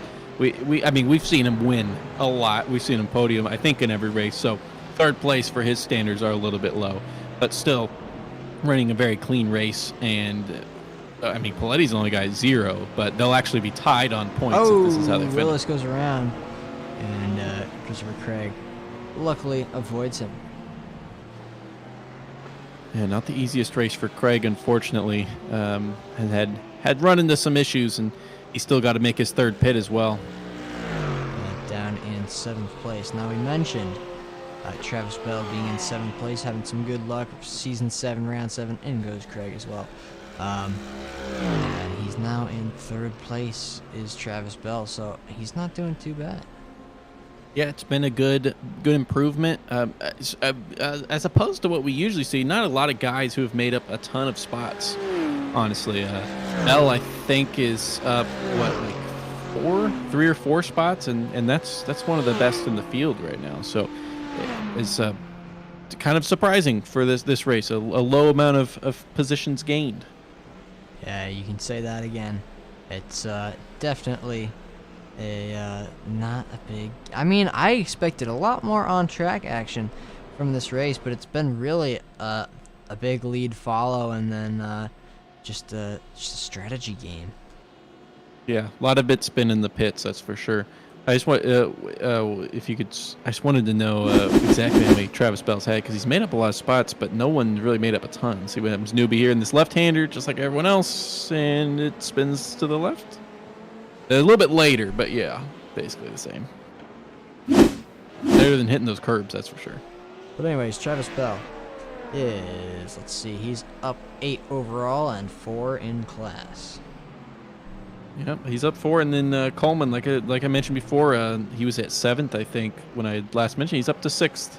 For me, he's been in 6th the whole time, but doing well in 5th. Now, Coleman still has to make a 3rd pit, which a number of the guys in front of him don't, such as John Kelly, who pits just this last lap. So a couple guys behind that already have, and you worry about them a little bit, but still a fantastic race for Dan Coleman so far. Yeah. Not too bad. Now let's see, what else do we have? Now we mentioned a 7th place would be a career best this season, I think, at least. And now he's in 6th, so he's ever improving. Yeah, you gotta worry a little bit because Keith Roycroft and Rick Hughes behind, both of those guys 26 or less seconds back, and they both have already made their 3rd pit, so he will, I believe, fall back behind both those guys unless they're off the pit schedule, which I think Hughes actually is. Hughes has been driving for 10 laps, and I'm almost certain that GT3s can't go 20 laps, so I think he may be safe from Hughes, who will have to do 4 stops in this race. All right, interesting. Now we've got just about 15 minutes left in this race, so penultimate round is coming to a close right before our eyes. That's Kenneth Stanley. We can see rolling backwards on the access road there. Clayball making the final no tires pit stop to get him to the end of the race, so going a little bit earlier than some of the other guys around, but getting it done now. He's got a very large gap in front, very large gap behind. So it's just about finishing the race now. Yeah, you used the words around sparingly. There's not really anybody around in this race. Yeah, it's very true. It's Well, we got some guys close to each other on track now. Daniel Real's dealing with a couple guys around him. That would be Craig Willis in the Mercedes. Rick Hughes is ahead of him. And then Daniel Real on the 2. And then, of course, Tyler Langenberg. No, he's still ahead of them by about a lap as well. 2 laps now. Yeah, Langenberg is pretty close. I mean, he's only 1 lap ahead of Paul Boyle after sitting out for 7 minutes and 51 seconds in the pit stop there. I mean, that's a pretty quick fire drill. So, I mean, unfortunate that happened, but props on them getting that to go through fast, I guess. Yeah, I guess they're at least gonna be safe. Everybody evacuated and got back in, so no fire problems for Tyler's University. Where is he from? Florida?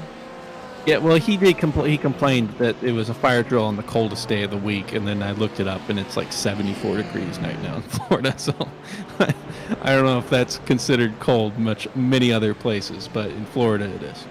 It's actually been really warm up here in the Northeast. It was about 57, so that's warm for us. He's one of many guys we got from Florida, which, not speaking of Florida, speaking of Colorado, Paul Skip came in just now to do his final pit, so he went, again, another 29-lap stint, just getting some fuel, and is going to be driving to the end, last 13 minutes of this race.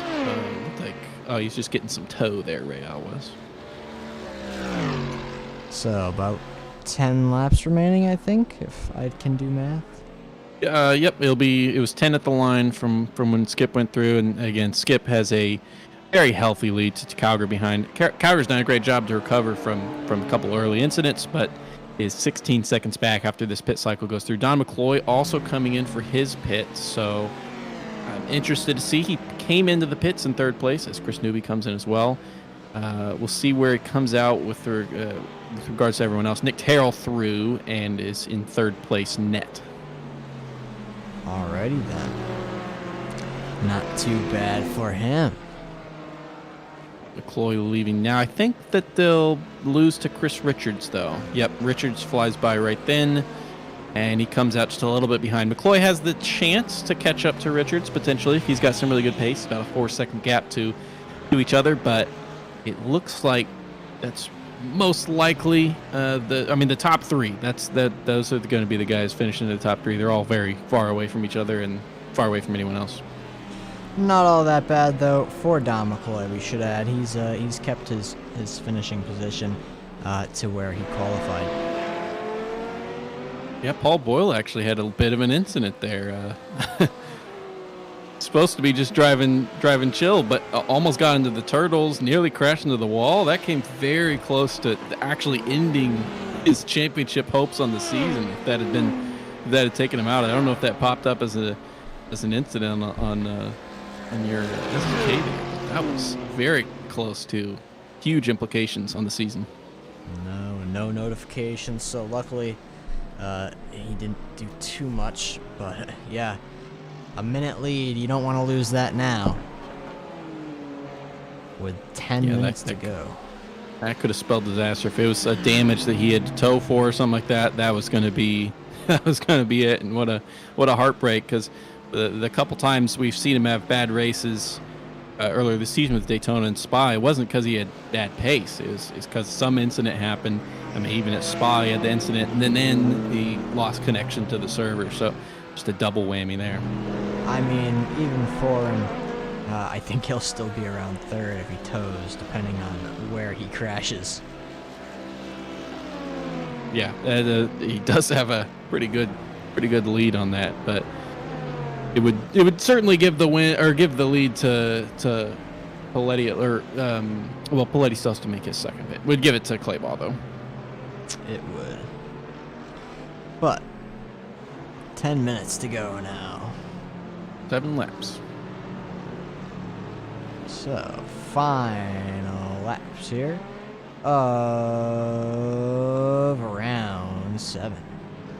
Yeah, the LMP2s are in a similar position to what we saw with the GT3s a little bit ago, where again the track just must be heat. I mean, it's like 2:30 in the sim, and the race would have started earlier in the morning, given that it's 4 times speed.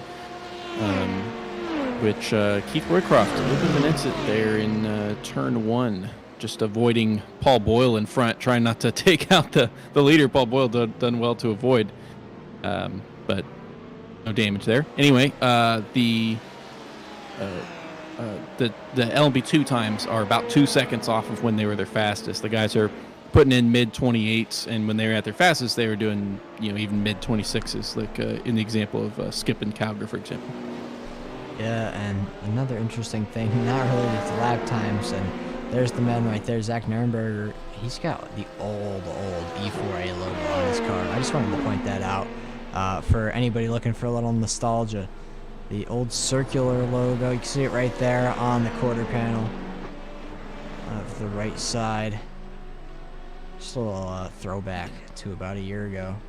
Oh, that was close with newbie letting Skip by. I don't think Skip realized that until the last second. There they are. Guys are not close, but we've seen plenty of close calls with the guys leading the teams right now. Yeah. James Foreman coming in for his final pit. Lots of lap traffic here. 35 cars.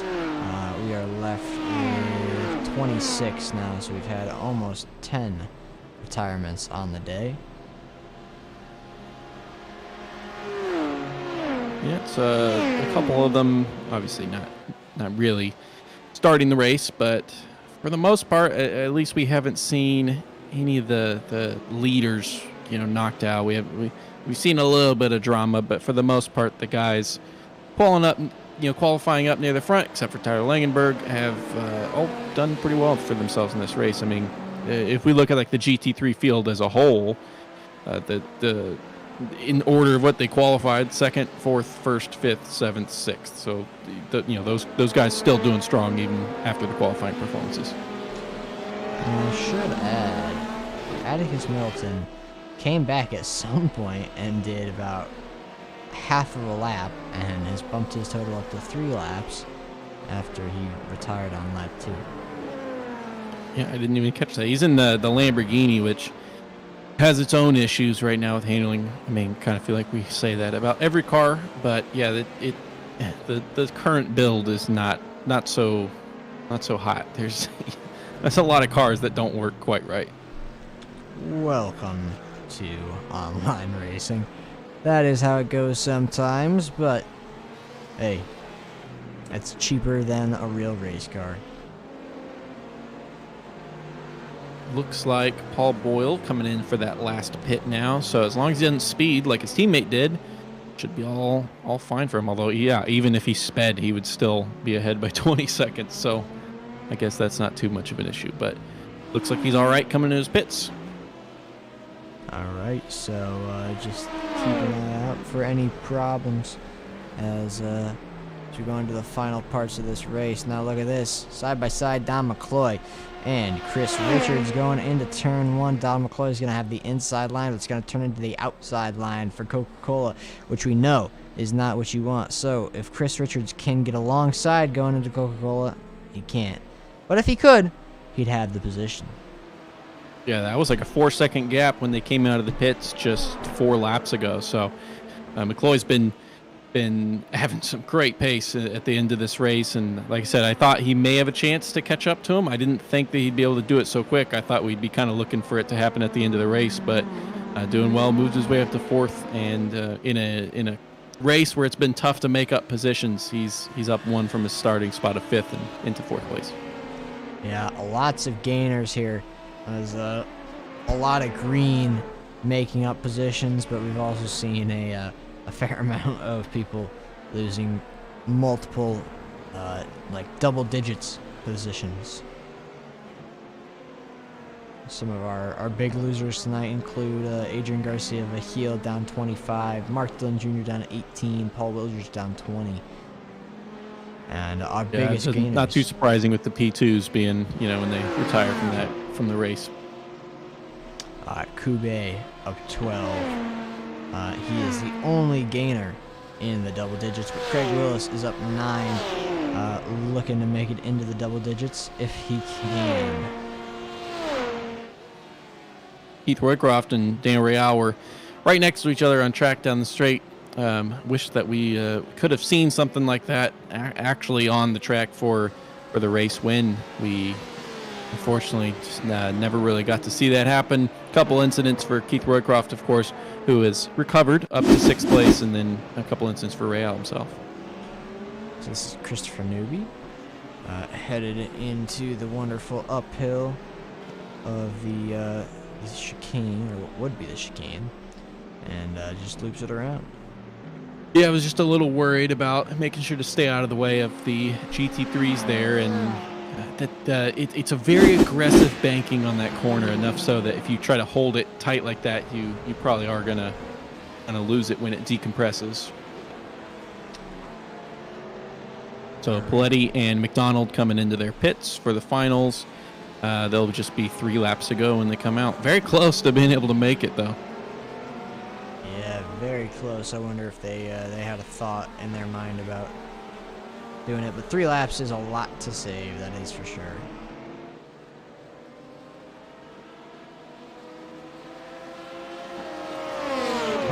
Just our leaders just need to finish out the race. Of course, Paul Boyle ahead by quite a lot. Oh, Langenberg goes off track again, but I guess it doesn't really matter position-wise. But nonetheless, had a bit of an incident there. Yes, and as you can see, 3 minutes remain now. 3 minutes plus 1 lap. So this race is shaping up, and season coming to an end with about 103 minutes of racing left if you combine the 2 races. So it's been a great season so far. Daniel Real, oh no. I heard a voice chat referencing it. So here we see Daniel Real, Coca-Cola, and oh no. Oh, that is devastating. Yeah, interesting. We honestly have not really seen too many incidents in that corner, but yeah, that was a hefty collision with a not too soft wall, and he had to tow. So he fought back to get some good positions. Was in, I think, 4th or 5th at the time, Place, and now he's out of it. And Roycroft has moved his way up to 5th, and Dan Coleman there in 8th, which I believe that would be a personal best finish there. Yeah. So Daniel Real, who was in 3rd place, ending up not so fortunate, down in 9th place now, towing to the pits. I don't think he'll be back out on track before the end of this race, as we have a minute and a half. Paul Skip crossing the line. I believe this is going to be white flag. I think I see it flying there. White flag. So 1 lap to go now, as Paul Skip leads the pack. Now this will be his 2nd win of the season. He won in Daytona as well. And I think it might boot him above Nick Terrell in the standings. I'm not sure, with drop weeks and all. Or it'll put him just behind. There's a 9-point gap there. Yeah, he falls back 4 points on drop weeks, as Nick Terrell has a worse drop week than him. So actually, I believe that I need to check the safety points, but I believe Terrell actually pulls. They have the same amount. So I think Terrell actually pulls away by 2 points after this one, or pulls away by 1 point. Sorry. Interesting.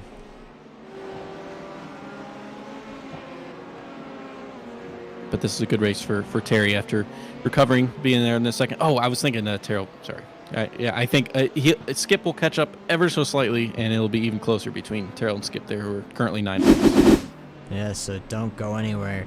We're going to be on the edge of our seats until the end of Watkins Glen for a wonderful race there to finish off the season. Now, hold on, that's Zach Member going around. And Paul Skip taking the checker flag to win at Fuji. Second place belongs to this man right here, Terry Calgary Jr. Nicely done to collect another podium on the season.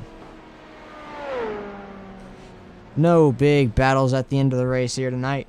No coming down to the line, but Paul Boyle is coming down to the line right now, and he's going to take the win by 47 seconds. That's a sizable lead there. Yeah, had some really bizarrely large gaps for this race. Yeah, Jeff McDonald, who's the next person on track, and he's still all the way back here.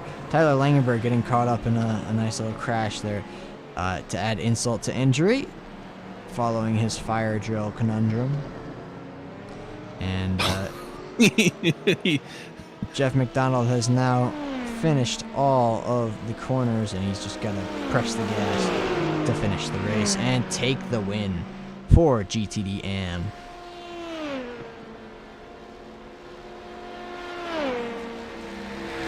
So Claybaugh, Willis, and McDonald all crossing the line at a very similar time. Paul Skip has now done a second lap and is in the pits. So I believe that's everybody. Let's let us take a look at our results. So for LMP2, Paul Skip takes the win, followed by Terry Cabra Jr., Nick Terrell, Don McCloy, Chris Richards, Christopher Newby, Zach Nurenberger, Andrew Nary, Tyler Langenberg, Paul Wildridge, Mark Dillon Jr., and Adrian Garcia Vahil. Our standings for the GTD Pro Division, Paul Boyle comes away with a very important win, and he just needs to have one more good race next week at Watkins Glen.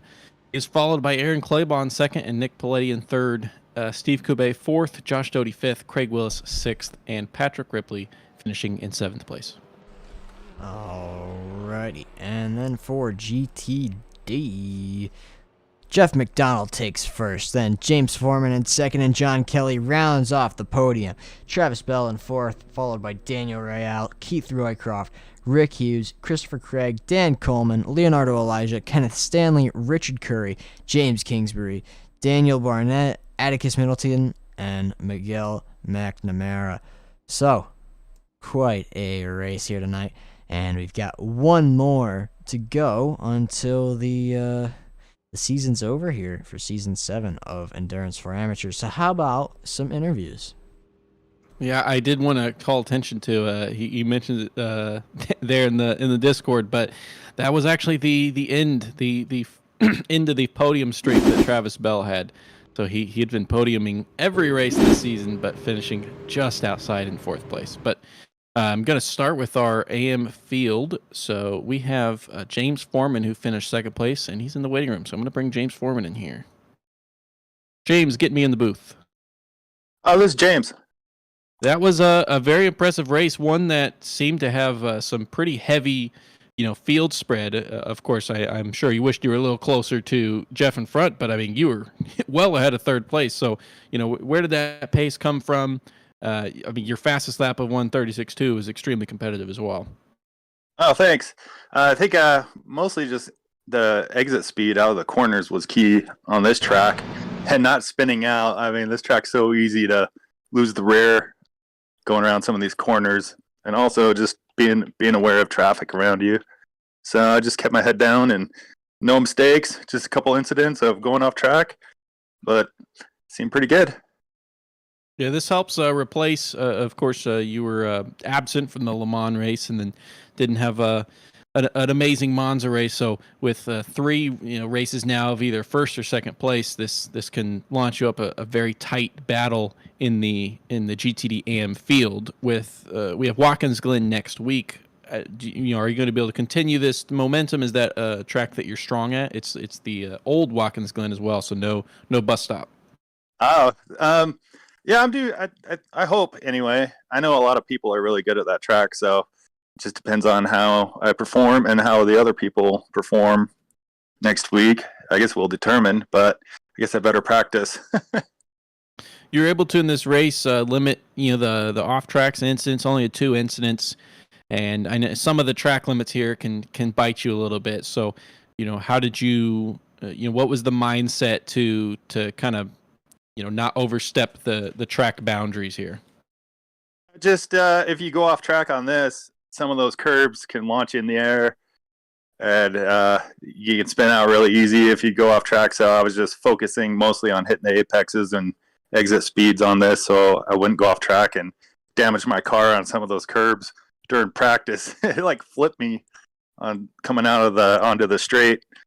You'd hit, if you went too wide and you hit those curbs, you would do some pretty good damage to your car. So I just mainly focused on staying on track and hitting that exit speed. We've seen the Porsche be a little bit treacherous, borderline undrivable in a couple of the tracks earlier this season. However, you and a number of others using it for this race, and to good effect. So, what influenced the decision to go for the Porsche? I know you are typically a Ferrari guy. Yeah, it seems like the Porsche handles the coming out of the corners when you accelerate really well. And I was practicing with the Ferrari, and it seemed to want to lose the rear end a lot. So I figured I'd try the Porsche this week. And I believe last season was the first time I raced the Porsche was on this track as well, and had some success with it. So I figured, why not? Let's give it a shot. Well, we have again the final race next season with Watkins Glen, or final race next week of the season, Watkins Glen. We look forward to seeing you in the booth again. Congrats on another second place, or another podium, second place, and of course the win that you have at Road America. So congrats on that and the safety points and moving up the standings. And we look forward to seeing you next week in the booth. Yeah, thank you. I look forward to next week. Have a good one, James. You too. Now I'm going to bring in our race winner, Jeff McDonald, who finished with a 17-second gap, I believe. Let's bring him in. Jeff, get me in the booth. Yeah, I got you guys. How you doing? We're doing great. We talked about it last week, and it doesn't seem like this race could have gone as far as the ending, other than the fact that you did cross the finish line side by side with another car. It couldn't have gone much different than last year went, missing out by a couple hundredths, and this time winning by like 17 seconds or so. So, obviously, a large difference between the two. What was the creation of that success for this race? Quite honestly, I was spending so much time racing with Aaron, and I completely forgot about it. I mean, I knew I lost a spot in the beginning to, I think it was Daniel Riel, and then he pitted early for some reason. I don't know if he had damage. We had a car spin in front of us, and I'm not sure if he got a little damage from that or what. And I got by him, and then he pitted like maybe 4 or 5 laps later. So we were on a different sequence, and the first time we both pitted, he came out ahead of me by a few seconds, and I'm like, and I had fresh tires, so I'm like, I'm going to sit back here for a little bit and just save my tires and fuel and see what they look like. And then I pushed it a little more. After he pitted, I kind of got on it, and I started trying to pick up a little pace so that I didn't come out behind him the next time. And the next time I came out, he was like 5 seconds behind me. So I'm not sure if something happened or what. So I really was just kind of pacing myself. I wasn't pushing the car that hard because I knew the last pit stop was going to be a short one. I think I put in less than 2 gallons. So, but I didn't want to roast the tires before I got there. And Aaron and I were running pretty hard for a while. And he had fresh tires and I had old tires, so he was pushing me pretty good. And I'm like, you know what? It's only 1.8 gallons, so how much more tire do I need? As long as I can get him to the end. So, but it was great though. But that last lap, whatever was going on in front of me with the LMP2s and the 2 lappers, and I was like, holy cow! I thought for sure I was going to get wrecked. Yeah, I think that our consensus on the Real situation, I think that was strategy focused. Went for the short stop early. Reason he came out ahead, of course, was taking less fuel because of the shorter stop.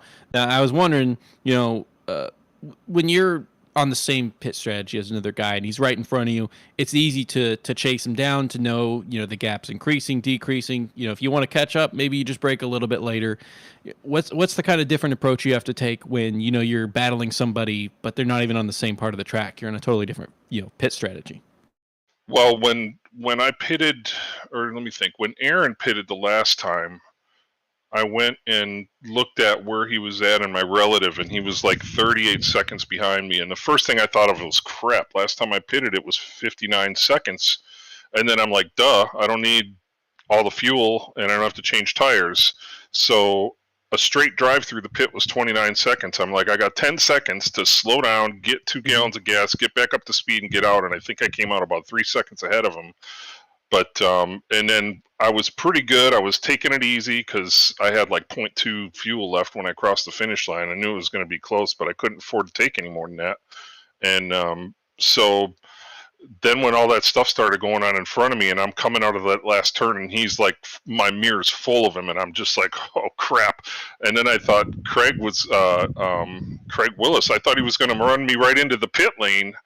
And so I just tried to hold my ground, and then I realized, well, crap, that's the best thing that could happen because Aaron can't get around me if there's 2 of us blocking him. So that kind of saved me because I think Aaron had a little bit of run on me coming off that last corner. So but that was the pro versus AM thing, but I was still racing him for overall position. Looking forward to next week at looking in the standings. Coming into this race, you were at 202 points. And then just in front of you, Roycroft 203, Craig 208, Curry 219. Obviously, getting first place. You beat out all those guys. Travis Bell has mathematically secured the championship. However, given the fact that you had a missed race and your 30-point Le Mans, you have the most to gain from your drop weeks out of the top 5. Do you think that with next week at Watkins Glen, which is the classic, so no bus stop, will you be able to continue that momentum and potentially clinch that second spot in the championship? I hope so. That's the goal. I was joking with the guys on Discord yesterday because I realized they shortened the season 1 race for the anniversary race. And I'm like, well, crap, then I'm out of the championship. And I'm like, well, then it's all about the wins, baby.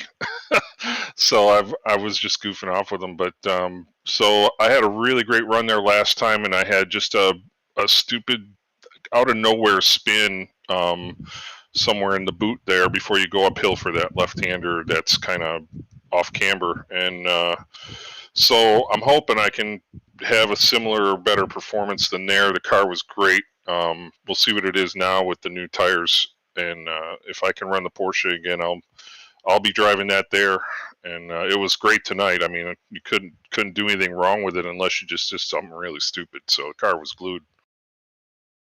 After last season, missing out by basically nothing, getting your retribution, getting the win here, dominant win. So congrats on the win again, and look forward to speaking to you again next week with a successful Watkins Glen race. All right. Thanks again, guys. Appreciate all you do, and we'll look forward to seeing you next week. Thank you, man. We appreciate it. You have a good night, Jeff. You too. Take care. That was our winner, Jeff McDonald, there for the GTD AM class. I'm going to bring in the pro field. So second place was Aaron Claybaugh. Aaron, get me in the booth. Hello. That was a up and down race for you. Of course, you had a bit of an exciting lap 1, losing it there in Dunlop. How did you kind of shake that off to not lose too many spots early in the race? Because that can be pretty jarring. Yeah, that seems to be my thing this season. Lap 1 mistakes. I know it happened at Daytona and here now. I got to stop doing that, especially next season when the positions on track are going to matter a lot more with the classes and everything. But yeah, as far as bouncing back, I think a good part of that was attrition. I know there was a big pileup in turn 1 that took out 2 or 3 AMs that made it a little bit easier to get up the road. And then I know Nick got an unsafe pit entry, so that unfortunately took him out a second because he definitely had way more pace than me. Yeah, my goal this week was just damage limitation and accomplish that, but I don't think there's really any way of catching Paul unless he doesn't show up next week. Yeah, obviously, Paul has the advantage of the two. He has the 2 worst races, but they'll both be dropped, provided that he doesn't mess up next week at Watkins Glen. But you were able to get him by another point with the safety points. He finishing with 7 incidents, and you only finishing with 2. So very few people able to do 2 or less. How are you able to kind of rein in the track limits here? Because I know that there's not a lot of grass, there's not a lot of places to get your tire in and spin, but there's a lot of places to still go wide over the curbs. Yeah, absolutely. That was definitely practice because when I was practicing, and even in the warm up in the session, I was spinning, wrecking, all kinds, and I was just kind of trying to figure out the limits at that point. But even I mean that lap one incident was a 0x, and then I had contact. I can't remember with. I think it was with Patrick later on, and that was only a 0x too. So I kind of dodged some bullets there and was going for 0, but fortunately got 2 minor off tracks that cost that. So Nick was able to get that extra bonus point on me. The first time I think since maybe week 2, I maybe forgetting one. All you guys converging on the same car choice for this race here. All you guys in the BMW. We saw some successful Porsches out there. Both our first and second place for GTD AM included. Was that one that you considered? I mean, it's been like a death trap for previous tracks, but it worked here apparently. Yeah, I think Nick tested the Porsche this week. I didn't touch it. And I was shocked when I got in the session and saw how many people were in Porsches. And I was like, okay, I mean, they might be, they might have the 1 lap pace, but I don't think they'll stick around. And my goodness, Jeff McDonald, man, he was flying out there. He had some really good pace. I think James was in a Porsche too. Yeah, He was He used to be a quick. Ferrari Yeah. guy. Yeah, John was having a great race till he got taken out and he bounced Real. back. Yeah, Daniel Riel having a great race. So I don't know how they were doing it. To me, they seem like they're more than capable of being in pro now next season if they survive a full race in that car. So kudos to them, and of course Paul then just complete different zip code again this week, just flying. I don't know how we're gonna catch him. Well, it has been announced now. The Pro Am system is still existing next season, but the format of it is changing a little bit, and it's going to be more dynamic, determined on qualifying pace in the first few races. Now, for this championship, you still have, of course, mathematically possible. It's out of your control, though. You need Paul to have a bad race. But what do you think your chances are of doing the best you could do for your chances and getting a win at Watkins Glen next week? Yeah, I mean, we're going to my favorite track. I think I've won 5 times in E4A, and 3 of them have been at Watkins Glen. So that's my track. Love it. And yeah, that's the goal next week, win or bust. So we're just going to go out. There's no settling next week. We got to win the race, and that's the best we can do. Try to get max bonus points and see what happens. But I'm sure Paul will be a threat for the win next week. So it's not going to be an easy task by any means. And I know Nick is always quick at Watkins Glen too. So it's going to be a dogfight, I think, next week. We are absolutely looking forward to watching it. Looking forward to talking to you again in the booth next week. So again, congratulations on your second place here, and for good luck for your Watkins Glen. Thank you. Yeah, thanks Tom and Zach for doing the broadcast. Appreciate it. Thank you very much. Have a good night, Aaron. You too. That was our second place finisher, Aaron Clayball. Now I'm going to bring in our winner yet again, Paul Boyle. Paul, you getting me in the booth? I hear you. Well, this was this was kind of on par to your first couple races you had this season. Of course, you've won every race that something bad hasn't, something catastrophic hasn't happened. But this was a pretty massive gap for the win. So, where was now that we're past it, where was the secret in the pace there? You guys were all in the same car, the podium positions. Yeah, genuinely no secret really. I just something seems to have clicked in me with this new update and these new GT3s. I guess this new season, this new year, so iRacing's made some major changes that seems to benefit the aggressive driving style that I've always had and has always plagued me. It's now kind of worked to my favor for a season. I'm sure that's soon to change, but there you go. And to be fair, this race would have been a lot closer if it wasn't for Nick's penalty on the second pit stop. So congrats to him. He's made me sweat harder than I've sweat all season, really. Well, yeah, obviously you had that 40-second, which is pretty much killer. But I mean, outside of that, though, there were plenty of times, especially in the middle of that race, where you and Paletti were putting in almost identical lap times, as far as like an average. But then you still continued to pull away. So was that like, was that a gap that you were pulling with traffic? Like, were you dealing with lapping traffic better than he was? Because it seemed like just the open air pace was pretty similar in the middle, but you just kept making it bigger and bigger to where it was like 15 seconds plus. It's one of those things. It's a case of when you're in practice, you can't really practice traffic outside of AI, and that's a whole different ball game to the cars you've got here.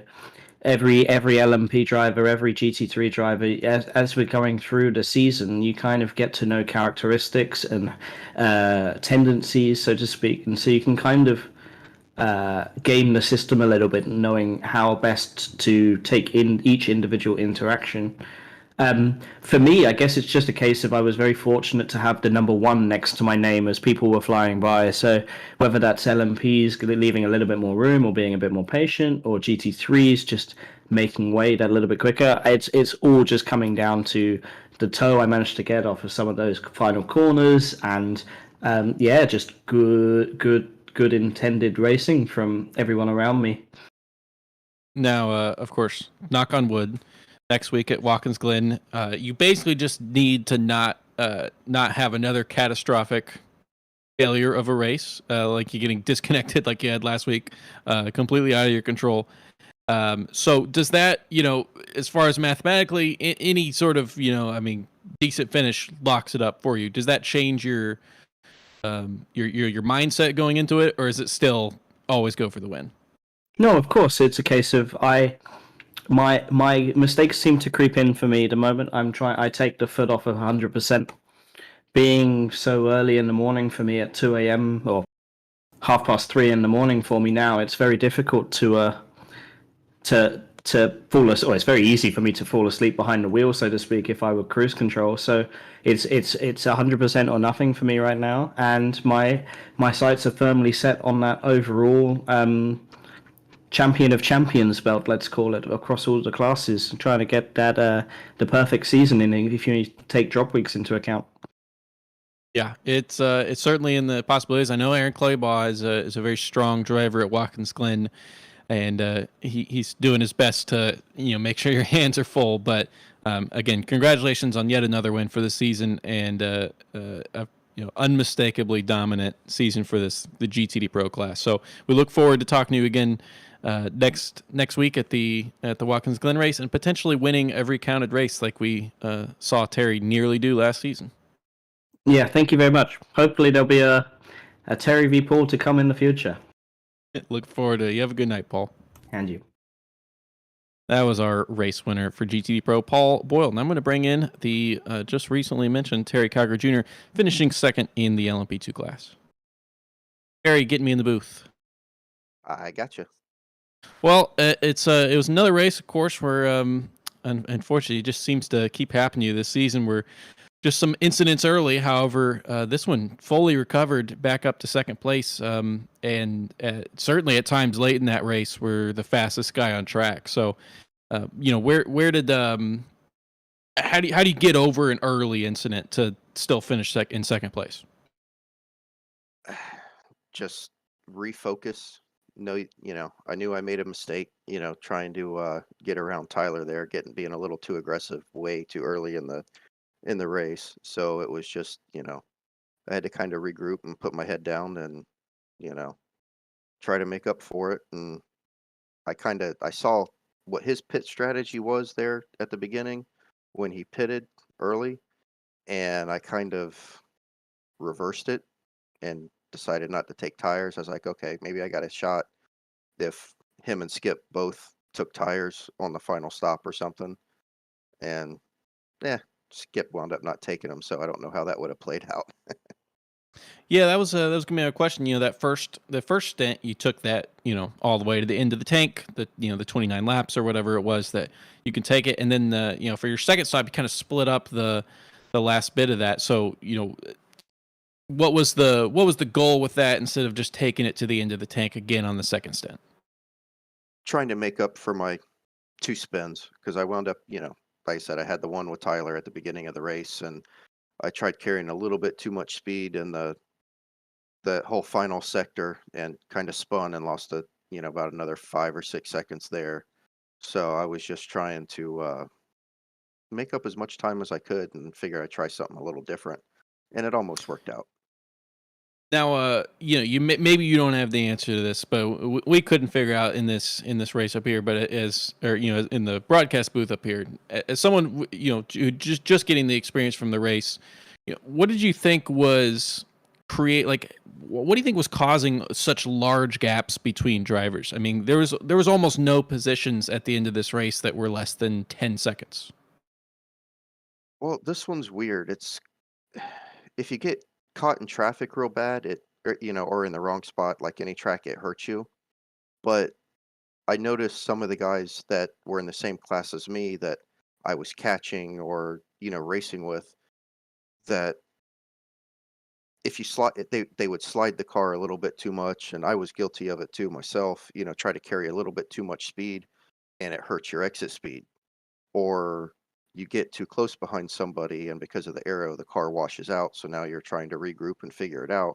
And sometimes the other car runs away from you before you ever figure it out, and then your car's back to normal. Yeah, it was one that we were trying to kind of decode during the race, but it's good to have a driver's perspective on that. A great, of course, bounce back from last week at Spa. Incidents Yeah. not entirely in your control, of course, but the second place finish and also putting it on pole as well, which might I add had kind of a ridiculous 3/10 gap there in qualifying with a 126 flat. So first off, how did you manage nearly breaking into the 25s and then also just kind of outclassing the field in that qualifying session? I want to contribute it to the way that I do my practice, because I've been having some issues with, like I did again tonight, with under braking the car or whatever. I've been practicing with the league settings, keeping the air temp low, but making it sunny. So all my practice sessions were 65-degree air temp, but 111 to 114-degree track temp. So getting on a cool track that was 65 air temp, and I want to say it was like 66 or 67-degree track temp, then you figure out, oh, this is what it's supposed to feel like when you have all the grip. Well, again, congratulations on this race. A great bounce back from last race, even a great bounce back from the start of this race. Still, embroiled in a points battle, a little bit behind that pair of Terrell and Skip there, but with Watkins Glen coming up, and of course a couple drops that you'll be happy to have off the record. Anything's to play for. So good luck next week. We'll be looking for you to be in the booth again. All right, I'm gonna try. Have a good night, Terry. All right, thanks. You too. That was our second place finisher, Terry Kiger Jr. Now I'm going to bring in our winner, Paul Skip. Paul, getting me in the booth. Loud and clear, ZP. A race with really not a foot put wrong. Definitely kind of similar to the race win that you had at Daytona, but this one's with a 20-second margin of nearly 20-second gap to second place behind. But I mean, we saw a lot of large gaps through the whole field. But how do you win by 20 seconds here? To be honest with you, I don't know. It took buckets of patience and a little bit of luck sprinkled in on top, and I pulled out the win, I guess. I don't really know how I ended up 20 seconds. I think it was really keeping it clean as I did, which was my goal for the race. We saw a similar story with the GTD AM class with a battle for the front that was kind of based on pit strategy rather than actually on track. So from you, Tyler Langenberg pits much earlier than you do. I think maybe 10 or laps more before, because of the less fuel, comes out ahead after you do your first pit. So, what's going through your head there, and then how do you deal differently? It's easy to battle somebody when you can see them and you can see where they're braking and where they're turning. How do you mentally battle with somebody when they're not even on the same piece of track as you? Well, I don't know. I was just kind of running my own race. When he came out ahead of me on the first pit stop. I figured he had pitted early from that little debacle at the kink at the start of sector 3 because he might have had damage and had to take a fast repair. So I figured he was going to have to stop at some point, and then I was just going to stick to my strategy, run the tanks dry, and do a splash and dash with no tires at the end, and just run my race. So I couldn't really keep up with him as far as pace goes. He was gapping me out because he was on a lighter load, so I really had no options to like get up there and race him. Yeah, you are correct. He had some damage. He elected not to pit strictly for that, though. He could have done that earlier. I think that actually was a strategy. Him and Nick Terrell pitting on the same lap there. But you chose the option of just running the tank dry both the first two stints, which, I mean, with the LMP2 field, we've been seeing strategies all over the place throughout this whole season. We saw it during this race as well. What influenced your decision to just keep it on track as long as possible and not stop early? Well, I think it was when I was up front for most of that stint, I just wanted to stay out as long as I could, because when you take a full tank and tires, it's the longest stop you can make. So I was like, if I take one long stop and try to get one short one, maybe I can beat the undercut that the other guys that were pitting at like 30-minute intervals were doing to me. Yeah, it was a strategy all over the place, but of course yours panned out. Not to mention it wasn't just strategy; there's plenty of pace in there as well. Fastest lap of a 26.5, which was pretty shocking. With nearly the pace that you had in qual. Now we saw the cars really starting to slow down towards the end. Were you experiencing a lot of, was the tire temp, the track temperatures, was it rising quite a bit late in that race? Yeah, I think crew chief came on and said somewhere in the toward the end of the second stint that it was well over 90, almost 100 even at some point. So I knew if I tried to push too hard that I'd nuke the tires and melt them down, and I didn't want to do that because I had to run that last set of tires. I had to run it a little bit extra. Well, coming into this race, Terry, you, Nick, and Tyler all had the mathematical possibility of winning the championship. Now, of course, things needed to go right, for some of you guys. Now, but Tyler Langenberg completely out of his control, fire alarm. That does play right into both you and Terrell's games, and you got the win there. Also with same as Nick, the most amount of safety points out of the entire LMP2 field. So things have actually opened up a little bit, and you don't really have any horrible drops. After drops, all your points will be over 40. What's the plan going into Watkins Glen with the chance of taking the lead in the championship?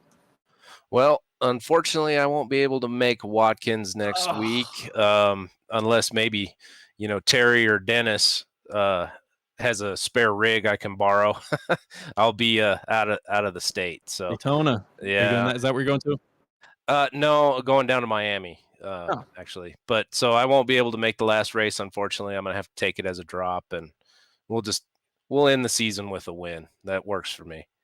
It's going out on top. It was a great race. Congratulations on that. Very clean and one of the larger margins of victory we've seen so far this season. So rough though, we won't see you try to fight for that championship next week at Watkins Glen, but congratulations on a really strong season in the new cars. Thanks, ZP. You have a good night, Paul. You too. That was our race winner, and unfortunately the final time we will see Paul skip for the season.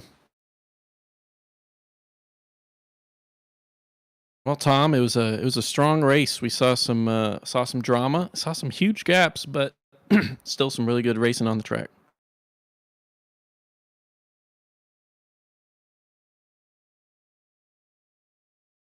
Well, again, I want to thank AlienAwards.net for sponsoring the league. Does a lot for us. Really appreciate it. And with Watkins Glen, the classic layout coming up next week, we're looking forward to that, and we hope to see all you guys watching there next week and some fireworks for the end of the season. So have a good night.